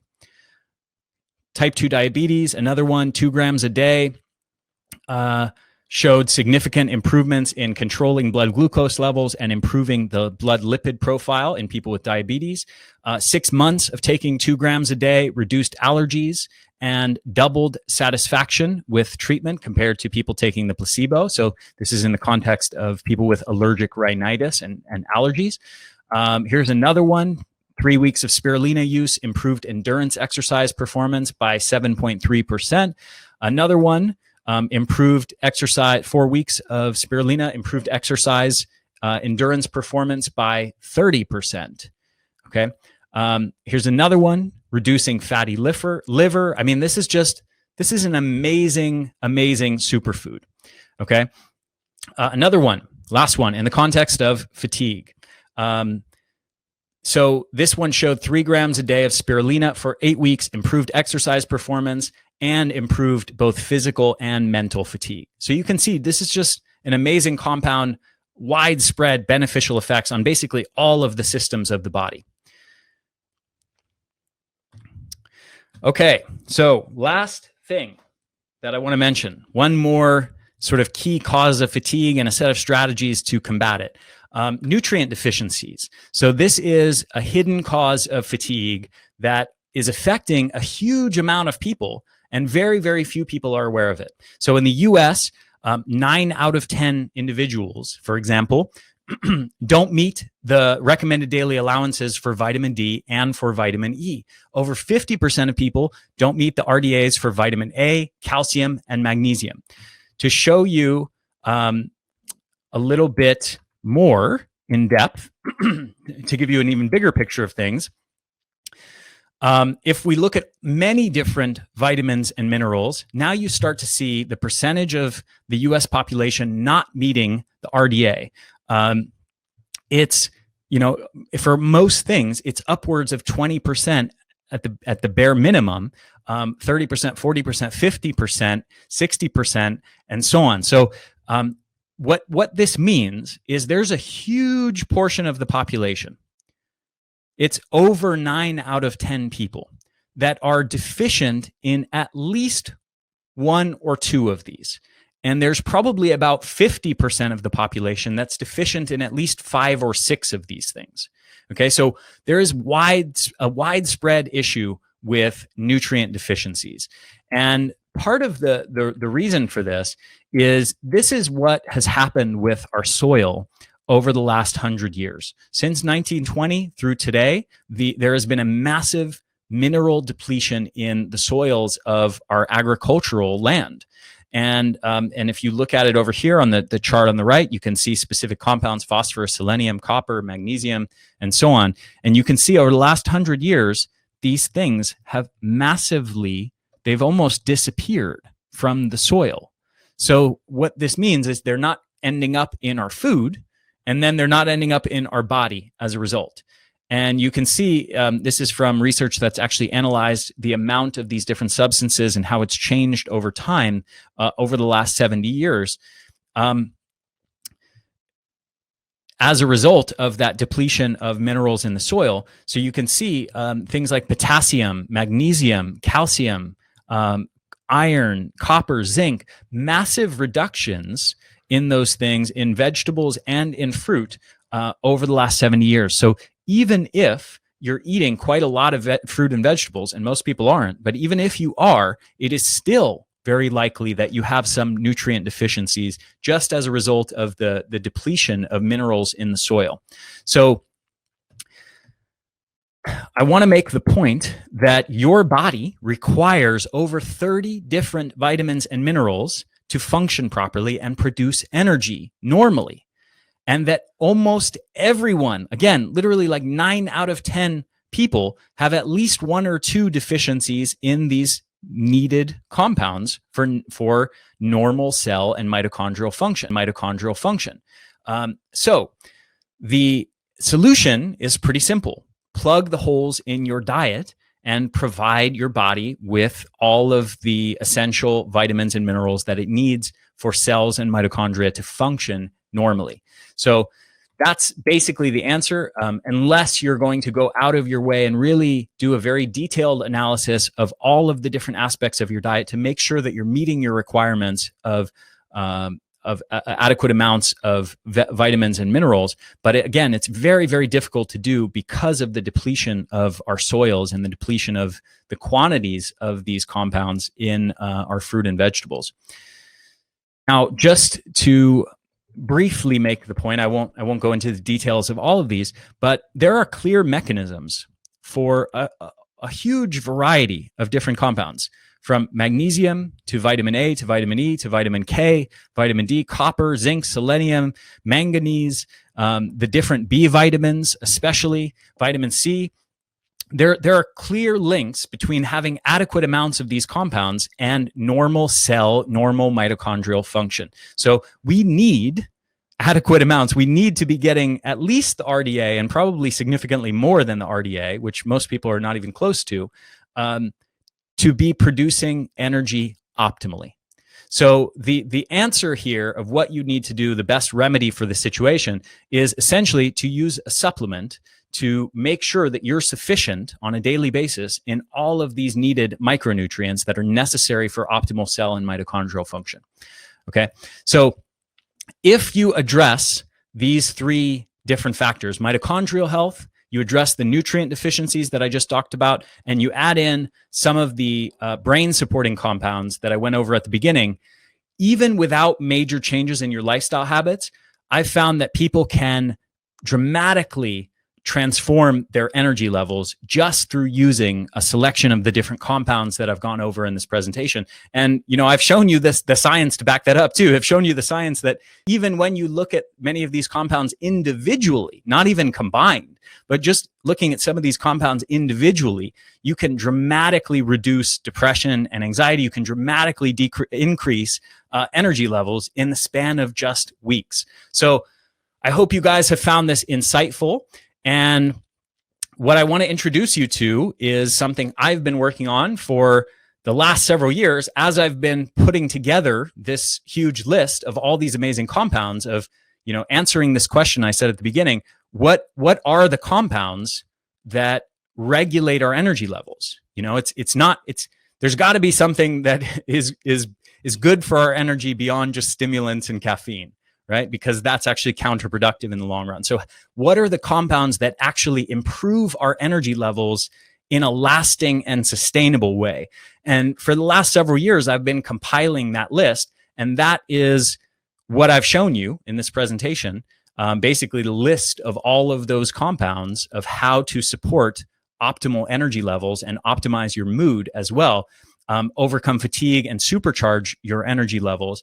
And at the same time as I've been compiling that research, I've also been formulating supplements based on that same research. What are these most powerful, most amazing compounds for supporting optimal energy levels? And then, hey, how can I actually package this into an ultimate brain supplement, an ultimate mitochondrial supplement, an ultimate supplement for correcting nutrient deficiencies and providing some of these superfoods that boost overall metabolic health in so many different systems of the body, kind of like what I was just showing you with spirulina. And there are many different compounds that can act like that. So the Ultimate Energy Bundle is my collection of the supplements that I've been developing as a result of compiling all of these amazing compounds together. So Energenesis is my mitochondrial formula. Ultra Brain is the brain formula, obviously. And Energy Essentials is the essential micronutrients for optimal cell function, plus a whole bunch of amazing, amazing superfoods like spirulina and many, many others. So just to give you a little overview of what's in this. So Energenesis, you see NT factor, you see astaxanthin, you see acetyl L-carnitine, D-ribose. Remember, many of these compounds, NT factor by itself, we're talking about 30-40% reductions in fatigue or increases in energy levels in a span of weeks. Same thing for D-ribose, same thing for acetyl L-carnitine. There's CoQ10, there's 2 different forms of magnesium. There's a big whopping dose of transresveratrol. There's PQQ. There's green tea polyphenols, EGCG, R-alpha lipoic acid. Remember how that along with acetyl L-carnitine transforms and regenerates mitochondria. It's got the curcumin and the turmeric. It's got the Panax ginseng. It's got the cordyceps. It's got just a whole bunch of amazing, powerful compounds in this, all in synergistic doses. And you can see here at the bottom a couple testimonials from people who are using it. I have many dozens more, but I can only fit so many on this page with the ingredient list. And I wanted to be relatively succinct here. So Kyle is saying, just wanted to say I'm absolutely blown away with Energenesis. Denise said, Energenesis gave me my life back. Within a couple of weeks, it cleared my brain fog, and I had more energy than I'd had in years. Basically, what this Ultimate Energy Bundle is, pretty much all of those ingredients I mentioned in this presentation, almost every single one of them combined into these formulas. Okay, so you saw all of that research, all of that amazing research on even just those individual compounds and their ability to fight depression, fight anxiety, increase energy levels, and so many other benefits. Well, I've combined those into just 3 supplements. So rather than taking 45 different supplements and fiddling around with 90 different pills every day, you can take 3 supplements and get all of those amazing compounds that I just went over in this presentation. So Energy Essentials, basically it's a very comprehensive mix of all of the best, most highly bioavailable forms of vitamins and minerals. And that is a super important point because there's a lot of really cheap, crappy vitamin and mineral products on the market. There's a huge night and day difference between providing those compounds in their optimal forms versus just getting the cheap synthetic forms. So these are real doses of the most premium, most bioavailable forms of, for example, all the B vitamins, vitamin A. Many of these are sourced from whole food extracts as well. And in addition, there's a whole bunch of amazing superfoods. So you remember all those studies I showed you on just 2 grams a day of spirulina supplementation. Well, guess what this has? 2 grams of spirulina in it. It's also got over 1 gram of chlorella in it, barley grass. It's got, in addition to that, it's got the humic acid and fulvic acid. So I talked to you about all those amazing benefits of fulvic acid. It's got curcumin, it's got beetroot, and it's got a bunch of amazing berries that modulate blood lipids and inflammation. and cardiovascular disease and blood glucose and brain health and mitochondrial function, many different benefits from things like acai berry, maki berry, blueberry, cranberry, bilberry extract. And it has pomegranate, a big whopping 1.5 gram dose of pomegranate in there. And by the way, if you compare this to other superfood supplements on the market, you'll find that, let's say it has pomegranate in it. You'll find that it's got 20 milligrams, 50 milligrams of pomegranate in there. I have 1,500 milligrams in there. So I've got a really serious commitment to not just, putting together supplements that like look good and fool people who who are not capable of actually like looking at what the effective doses are and comparing those and really analyzing, okay, well, what is the amount that actually is needed to create those benefits?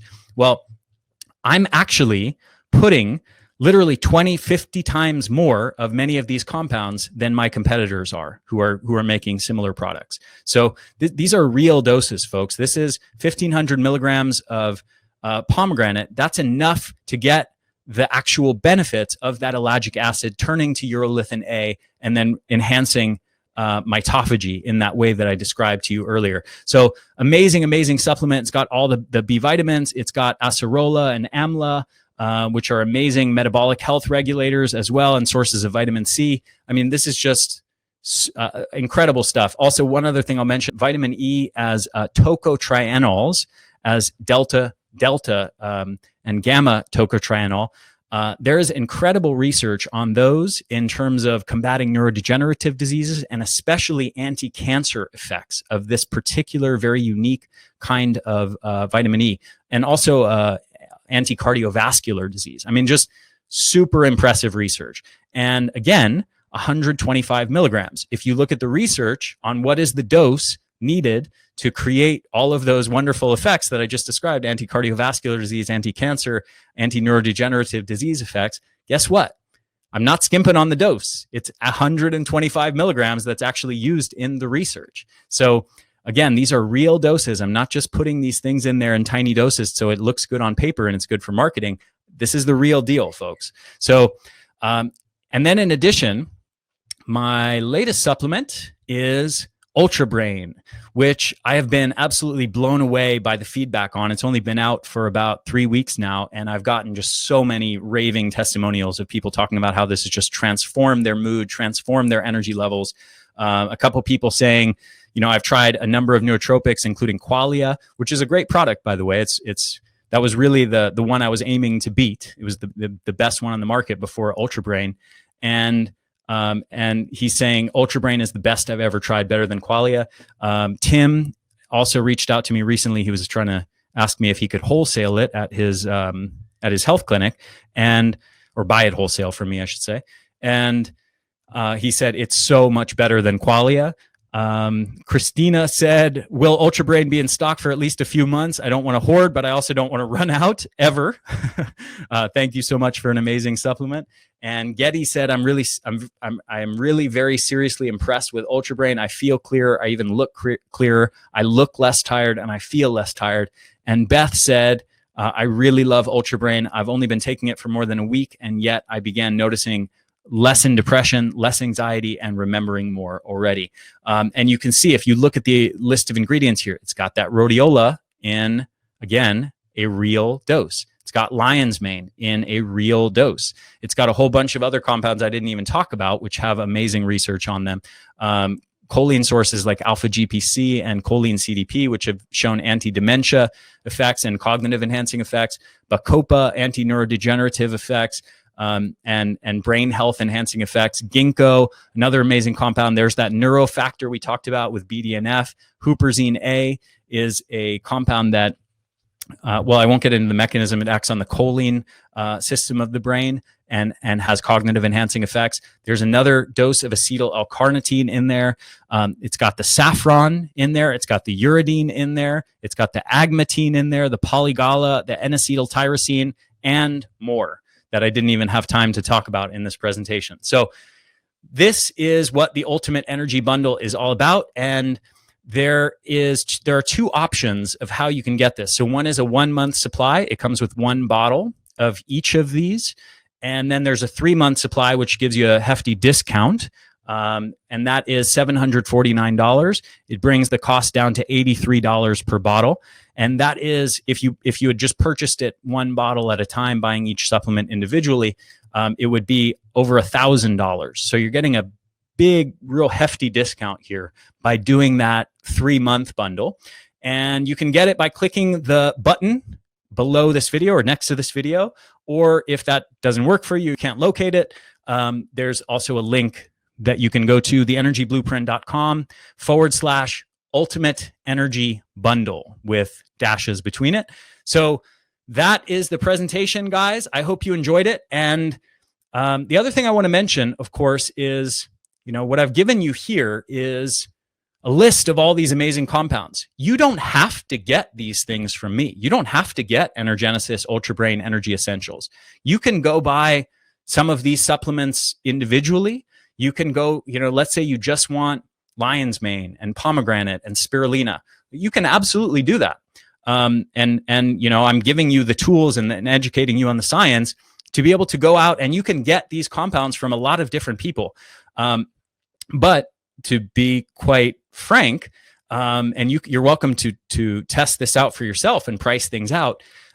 If you tried to get, most or all of these compounds or most of these compounds even as separate supplements, as opposed to getting them in these formulas, it will actually cost you way more, not less. It will cost you way more. So you actually will save a huge chunk of money by getting the supplements in this form, as opposed to trying to buy them all separately, thinking you're going to save money doing that. And I seriously encourage you to go price things out for yourself and see if I'm wrong, because I've done the pricing out. And in fact, I actually have slides on it in this presentation. I just don't want to take you through all that. Anyway, feel free to go on Amazon, price things out for yourself. If you want, you will see 100%. It is actually way cheaper to get these compounds in this formula. Plus, as a really important benefit for those of you who don't have unlimited time on your hands, you don't want to be fiddling around with 40 or 50 different bottles of stuff every day. So this allows you to get all of these different compounds in just 3 different formulas that you can just pop in a glass of water, or Ultra Brain is actually pills. The other 2 are powders.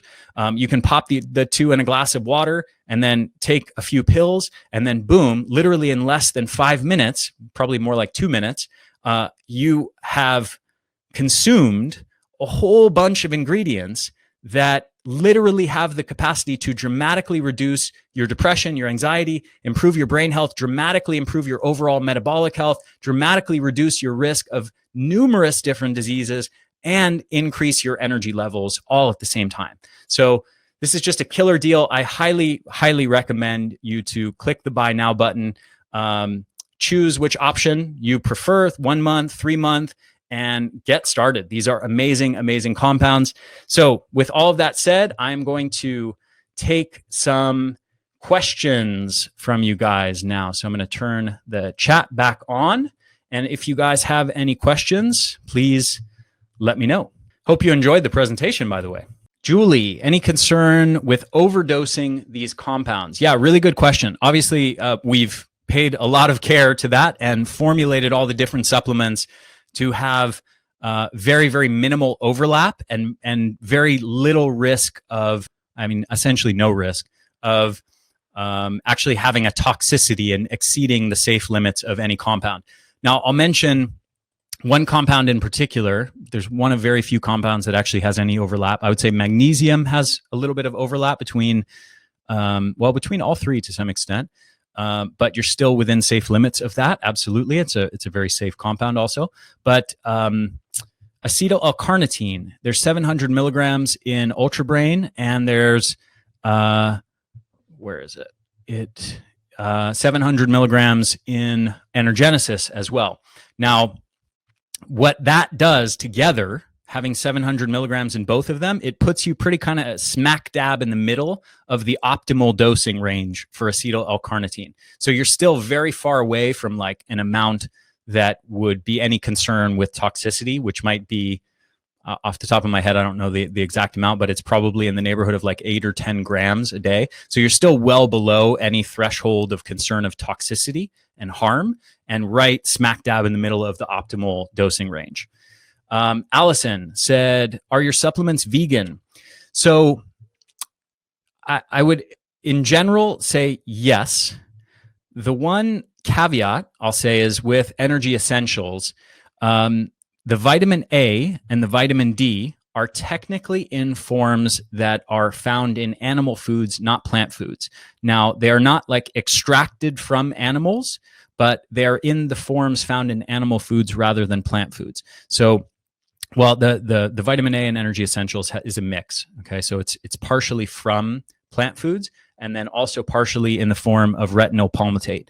The reason why we did that is not to make it difficult for vegans, though I really just don't think this is an issue for vegans. There's no animal cruelty or anything like that involved in vitamin A and vitamin D. But the reason why it's important is because vitamin D as D3 is more bioavailable than D2, which is the kind found in plants and fungi. And vitamin A as retinol palmitate, which is the kind found in animal foods, is much more bioavailable. It's the actual usable form by your body. And the beta carotene form of it relies on your body converting that beta carotene into the active form of vitamin A, okay, into the palmitate form. And the reason that's problematic is because some people, just based on their genetics, do that much poorer than others. So some people actually really do not convert beta carotene to vitamin A very effectively. So for that reason, we made the call to use some retinol palmitate too, in addition to just pure beta carotene. Even though some vegans sort of might be a stickler for that, again, even though it doesn't involve animal cruelty, but it's better in terms of the human health aspect of things. It is better to do things that way. Okay.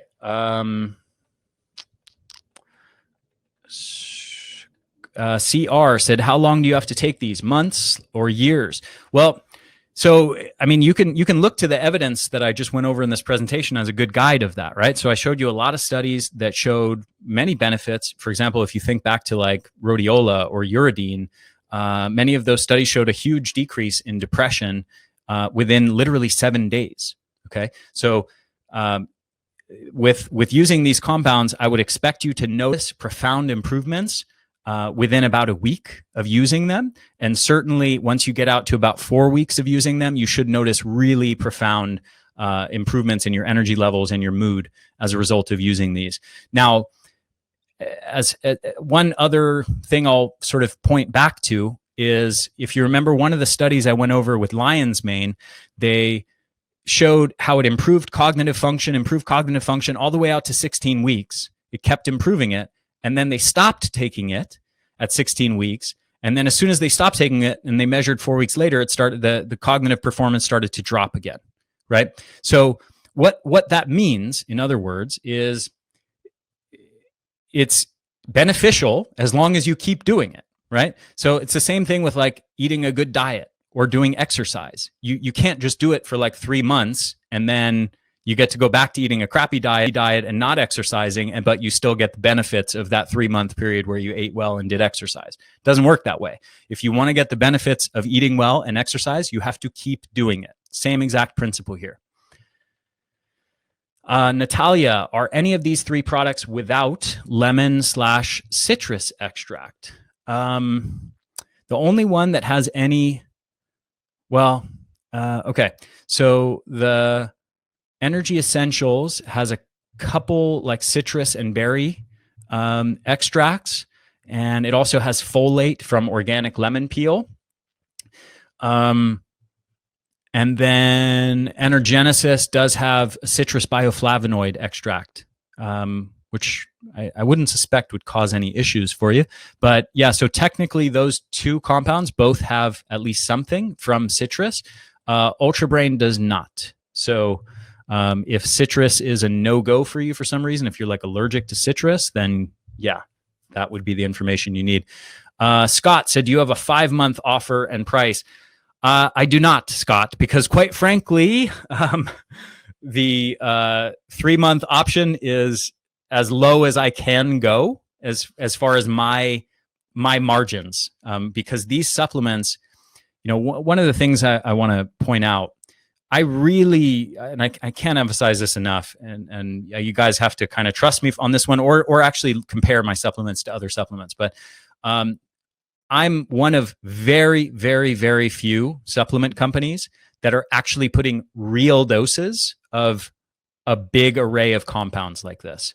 If you compare my supplements to other companies that might have some of the same supplements, they probably don't even have all, but even if they have some, you'll probably find that they use half, a third, a quarter of the doses that I'm using. So what does that mean in terms of my cost as a manufacturer? Well, just to give you an idea, I could literally create this exact supplement that you see on the screen here, Ultra Brain, and I could cut all of the doses of all of these different compounds by 75% and put in 1/4 of the dose for all of them. And I could still say all of the things that I just said in all my marketing, and I would probably fool a whole bunch of people, probably 90% of people, and there would be just 10% of people who would be like, who would actually dig into the research and say like, hey, that actually isn't an effective dose. But I'm not doing that. So I'm actually one of very, very shockingly few companies that are actually putting real doses of a whole bunch of amazing, expensive compounds in these formulas. So what that means, two things it means. One is that it's extremely powerful and really works. And that was my big priority. Okay. If I'm going to create supplements, I want them to be the best supplements in the category. And I want them to not be like so much of what else goes on in the supplement industry, where people spend money on supplements, they take it, they don't notice anything. I wanted to create supplements that people notice and that actually they get real benefits from, and they experience huge benefits from. Okay. So in order to do that, I have to put real doses in there.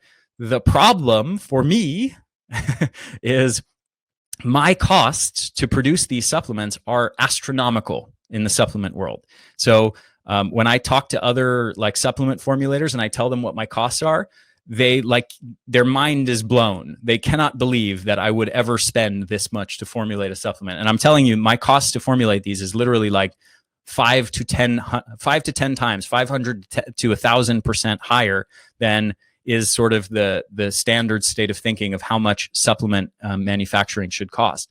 And so anyway, to get back to your question, Scott, the reason why, if you follow that, it's essentially because my costs to make these are extremely high.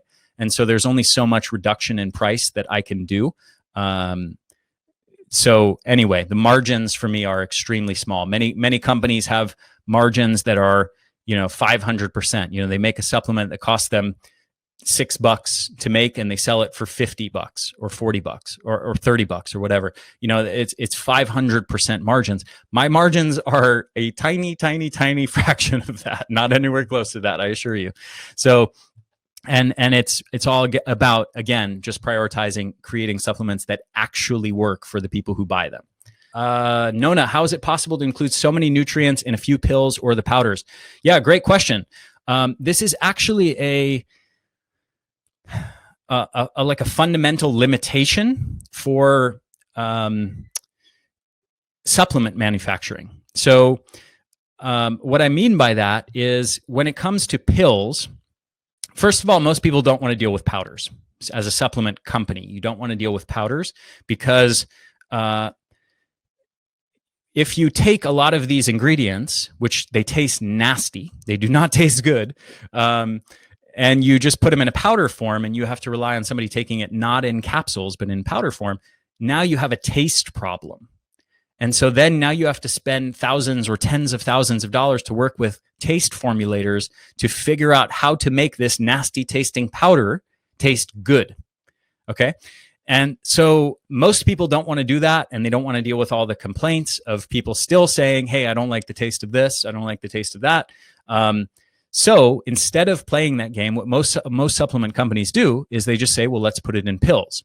Now there's another problem though, which is how do you put a whole bunch of amazing compounds and fit it all into just a few pills? And the way you do, because most people don't want to take like more than 5 pills of a particular substance, of a particular supplement. They want to take 1 pill. Right? There's multivitamins that say 1 a day, right? Or 2 a day. And that's like the advertising gimmick is like, hey, it's only 1 pill a day. It's only 2 pills a day, right? Well, that sounds good, except when you realize that you cannot actually fit optimal doses of all of those compounds in 1 pill. There's a physical limitation of you cannot fit 5 grams of stuff in a capsule that only holds less than 1 gram of stuff, right? So there's a very physical limitation to that problem. And what that means is if someone goes down the avenue that I went down, which is how can I create the dream supplement, the ultimate supplement, what it necessarily means is you end up with amounts of stuff, total amounts, if you're including lots of effective ingredients in the real effective doses, then you have a total amount of powder that doesn't fit into 1 capsule or 2 capsules or 3 capsules or even 5 capsules. So you see here with Ultra Brain, it's 10 capsules per day. Now, these are real doses. A lot of people like take half of the dose because it's so potent that you can get away with taking even half. But my point is that if you look at Energenesis, this is, if you just do the math on all these ingredients, we're upwards of 10 grams here. This would be 15 or 17 pills if I put it in pills. No one would take that. So you necessarily have to go, if I want to do this, I have 2 options. I either say, oh, well, I'm going to put it in, I need to keep it below 3 pills or 5 pills. So now I need to cut the doses on all these different ingredients to 1/5 of what they are. Okay. Or I can say I'm committed to putting in real doses of all these ingredients, and I don't care if that means I can't get it into just a few capsules, but now I have to do powder, and now I have a problem of needing to pay a bunch of money to get this powder to taste decently, and I have to solve the problems on that front. I chose to solve problems on that front because ultimately what is important to me is creating a supplement that actually works, and not saying, hey, like you can, and not lying to people like, hey, you can get, all your vitamins and minerals and all these amazing other compounds in just 2 pills a day. No, you can't. You physically cannot fit real doses of many of those compounds in just a few pills a day. So it's really important to understand that the total amount of all this stuff is over 20 grams a day. So we're talking like a lot of stuff. If I put it all in pills, it would be 35 pills a day, something like that. So anyway, hopefully you get the idea. But this is a very high integrity approach to doing supplements the right way with a commitment to making sure it's supplements that actually work and help people. Sheila said, do these products have an expiration date or manufacturing date? They technically, in order to do a sort of expiration date study, it's possible to do. It would take like 6 months, and basically the manufacturing houses that I work with, where they actually mix and bottle these formulas for me, they essentially just don't recommend it. They just said it's really a non-issue, as long as you're not ordering in, like, to me, as long as I'm not ordering in batch sizes of like 20,000 bottles, such that I have bottles sitting on the shelf for 2 years before somebody buys them, it's a non-issue. So in other words, I'm like every few months, I'm ordering a new supply. So there's no issue of these things sitting around for a year before you get them. Now, having said that, I have still 1 bottle of Energenesis from my original supply, like that came out over a year and a half ago, and it's still fine. Hasn't spoiled or anything like that. So it's really a non-issue. John, amazing. There are some duplications in the formulas. Is that okay if we take all? There's very few duplications. I mentioned before, just magnesium, curcumin, and acetyl L-carnitine are the only ones that I can think of. And yeah, you're still well below any like safe upper limit So there's no concern about safety or toxicity. Okay, Troy, what do we know about the contraindicated combinations of all of these compounds? Good question. Believe it or not, there's very little known. And I say that with a laugh because even if you look at, for example, conventional medicine and the use of prescription drugs. So what is very common in people with in conventional medical settings in hospitals, in older people with chronic diseases, it is extremely common to find people who are on 8, 10, 12, 15, 18 different prescription drugs. Now you would think, most people would think, wow, I bet you they know so much about all of those different drug interactions between those different drugs. Otherwise, they would never prescribe someone to take all of those different drugs together. Well, actually, I actually have a cousin who's a pharmacist and whose job is actually to review drug-drug interactions. So he walks around the hospital and reviews people's charts all day. And even he will tell you, they know shockingly little about any potential drug-drug interactions between those different prescription drugs, even in that kind of scenario. So yes, there are specific examples where something might be known about a specific drug-drug interaction.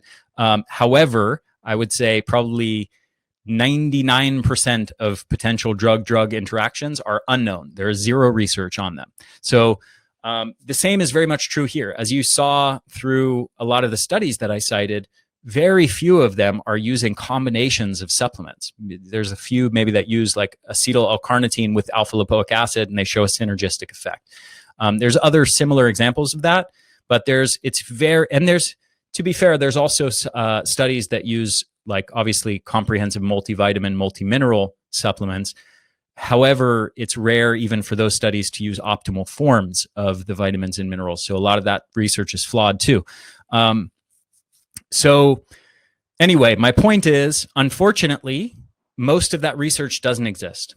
The same is also true, though, if you, again, are using prescription drugs. Most of the research doesn't exist to tell you about meaningful drug-drug interactions. The same is also true if you just take supplements by themselves. Like if you just say, hey, I'm going to take this one and that one. I'm going to take lion's mane. I'm going to take ginseng. I'm going to take this multivitamin mineral blend. I'm going to take some curcumin. I'm going to take some spirulina, right? There's no research in existence that anyone can point to tell you about any potential interactions between those supplements.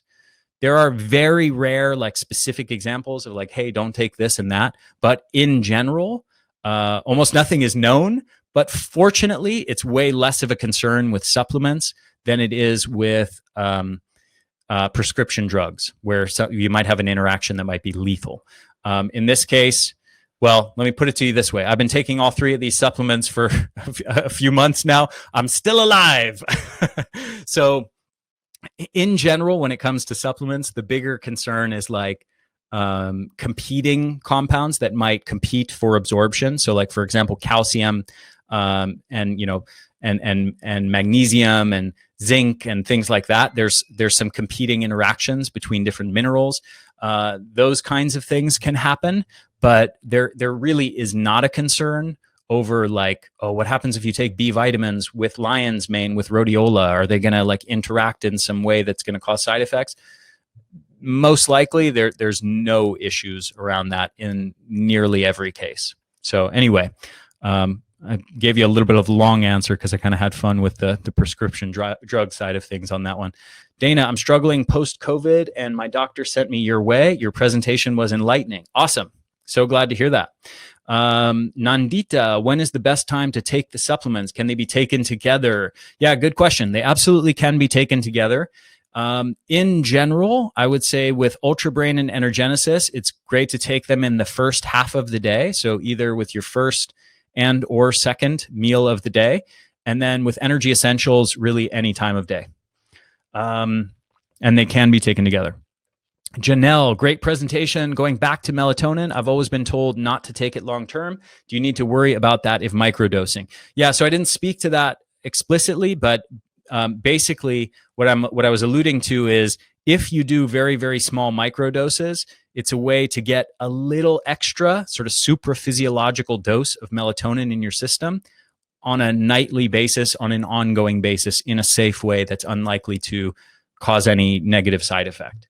So yeah, I do believe it's safe. And actually, interestingly enough, without digressing too much, Virginia, is there a money back guarantee with these products? So there is a money back guarantee on any unused, unopened bottles. So if you get the 3-bottle package, and let's say you use 1 bottle of let's say each of them or some of them, and you feel you're not getting a benefit, or you don't like it, or something to that effect, you can return your 2 unopened bottles of all the unopened bottles.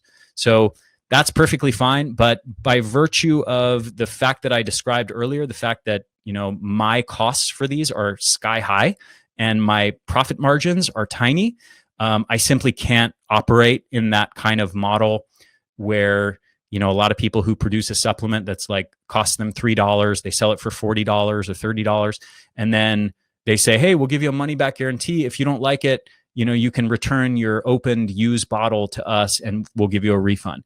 Well, when you have gigantic profit margins and you're selling really cheapy supplements, you can do that kind of thing because your bottom line isn't really harmed. It helps you more from a business perspective to make a promise like that than the money you lose from giving those refunds. In my case, because my costs are so high, I cannot do that. Like I would have an issue with losses at that point and people just taking advantage of the system. So absolutely, any unopened, unused bottles you can return to us for a full refund. But we don't refund used bottles. If you consume the product, like if you buy food from the grocery store and you eat it, you cannot get a refund on it. Same is true with my supplements. I don't operate in that paradigm. Maybe when I have a much bigger business than I have now, and you know, I'm buying batches of 50,000 bottles at a time, and you know, I can afford to do that kind of thing. But right now, it's not financially feasible for me to refund open used bottles because the losses are just too high for me to do that. Sarah, you mentioned that Polygala does not have a lot of research on it, so there's at least enough evidence that it's safe. Yes, absolutely. It's actually, in terms of like Western scientific research, it's not heavily researched, but it's been used for thousands of years in traditional Eastern medical traditions. Jezel, is there any effect for people with bipolar? Seems the Ultra Brain may cause a manic episode in someone with bipolar due to increasing the serotonin levels and dopamine. Yeah, if you have a particular medical condition, I would definitely like do some searches for some of these compounds and your particular condition. Okay. Now, in general, what you're going to find is beneficial stuff, but randomly, depending on the medical condition, it's feasible that there might be some example of a particular ingredient that isn't good for a particular kind of thing. Now, I will say there are many ingredients in these formulas that actually do have known beneficial impact on bipolar. And in general, things that decrease neuroinflammation and improve mitochondrial health will benefit bipolar and many other psychiatric conditions. Also keep in mind, many of these things don't necessarily create like a really abnormal boost in neurotransmitters. It's more about replenishing and balancing optimal levels of the neurotransmitters. So they act less like prescription drugs that really like interfere artificially with the body's mechanisms to create kind of an abnormal state of physiology, and instead they kind of push the physiology to regulate its systems more optimally. And there's kind of a fundamental difference in the mechanisms there. Rebecca, are the supplements gluten-free and safe for breastfeeding? Okay, safe for breastfeeding is a trickier one, and this kind of gets into a medical sort of advisement, which legally I cannot do. I will say my wife is breastfeeding our 1-year-old baby, and she takes these. So I can tell you that I personally am not concerned with it, and I've kind of looked into it, but it's something that I technically have to advise you, please, consult your doctor. As far as the gluten-free component, they're not certified gluten-free, but there are no ingredients in these compounds that have gluten in them. So Malcolm, what evidence is there to show that the individual components work as well in these combinations? Yeah, great question. As I was getting at earlier with sort of the drug-drug interactions and the supplement-supplement interactions, there's very little evidence of any kind. So we just don't know. It would cost millions and millions, tens of millions of dollars to do all the relevant research to sort of identify all of the potential different interactions between compounds. But what we do know is that individually, all of these compounds are being dosed within the safe range of doses. So there's nothing that's even close to a range of entering potential toxicity. Alan, why would I need all of these supplements when some of the studies you cited showed just dramatic improvements using just one compound? Yeah, that's a great question. So let's say you just used spirulina. Okay, well, you can absolutely get several different benefits from spirulina. Now, but is that the same degree of benefits as also including Panax ginseng and R-alpha lipoic acid and acetyl L-carnitine and cordyceps and NT factors and astaxanthin? No, it's not. You're going to get way, way, way more benefits by including lots of these other beneficial compounds. It's sort of like asking, let's say I showed you a study saying exercise reduced your risk of cardiovascular disease by 50%, okay, and increased your mood and increased your energy levels. And so it would be the equivalent of someone asking, well, why should I eat a good diet when I can just exercise? And exercise has these amazing benefits. So what's the point of eating a good diet or meditating or sleeping well and being mindful of my circadian rhythm habits or getting sun exposure, right? Why do any of this other stuff if exercise has benefits? Well, because that other stuff also has benefits is the answer. Susan, are your ingredients organic? Yeah, good question. So many of them are. There are many ingredients that do not have an organic version. So for example, NT factor does not have an organic version. Astaxanthin does not have an organic version. Acetyl L-carnitine, no organic. D-ribose, no organic. Creatine, no organic. On and on and on, right? There are many compounds that do not have an organic option, but many of the compounds are organic. So for example, you see here organic spirulina, organic chlorella, organic acerola, organic barley grass, et cetera, et cetera. But then we get into things like vitamin D, tocotrienols, calcium, magnesium, zinc. There's no organic version of any of those things.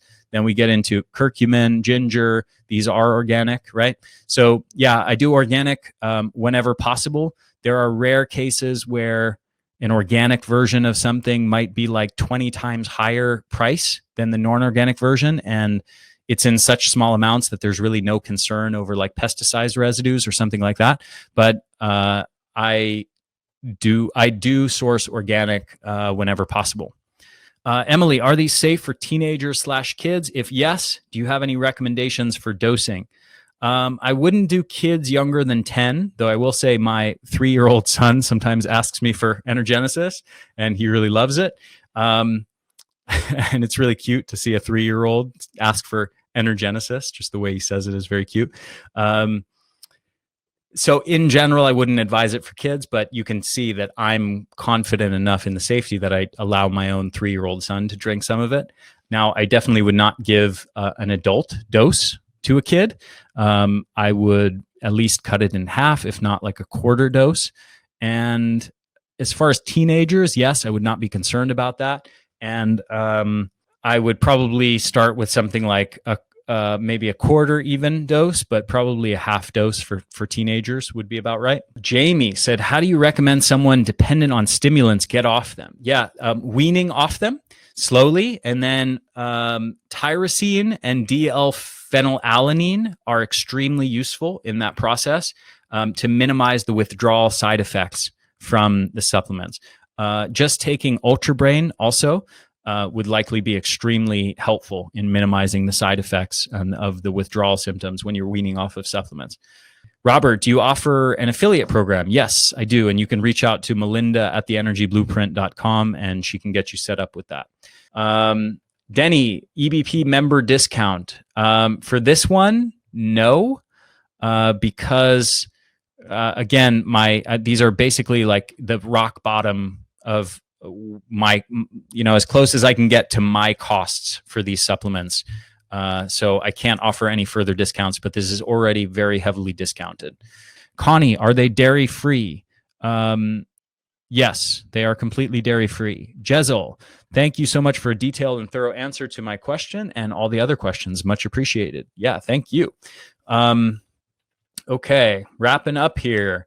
Catherine said, thanks so much for sending a replay as I came on too late. Okay, As someone who sold pharmaceuticals, I would much rather take these supplements any day versus the serious risks with many so-called harmless compounds. I look forward to the replay and appreciate Ari Whitten as he is well-researched and passionate about what he's teaching. Yeah, thank you so much, Catherine. Chris, if someone had 1 cup of coffee each morning, would the supplements help reduce the effects of caffeine and the baseline lowering?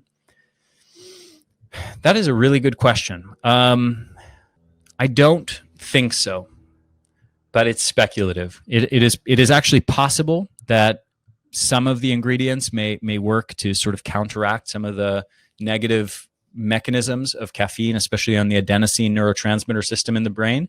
But I'm not aware of any specific research on which compounds might do that. So I'm speculating, but probably unlikely, but possible.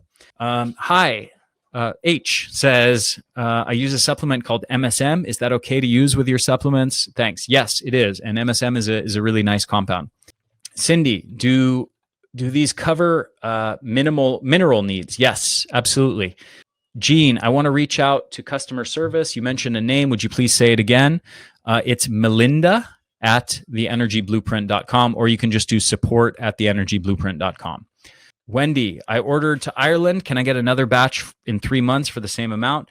How do I know international delivery charges? Yeah, good question. So first of all, yes, you absolutely can reorder.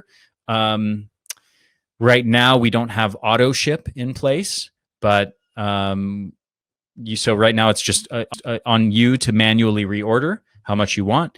But as far as international delivery charges, yeah, good question. So we do charge kind of a flat rate of $15 for international shipping, which quite frankly, I think I have to raise that.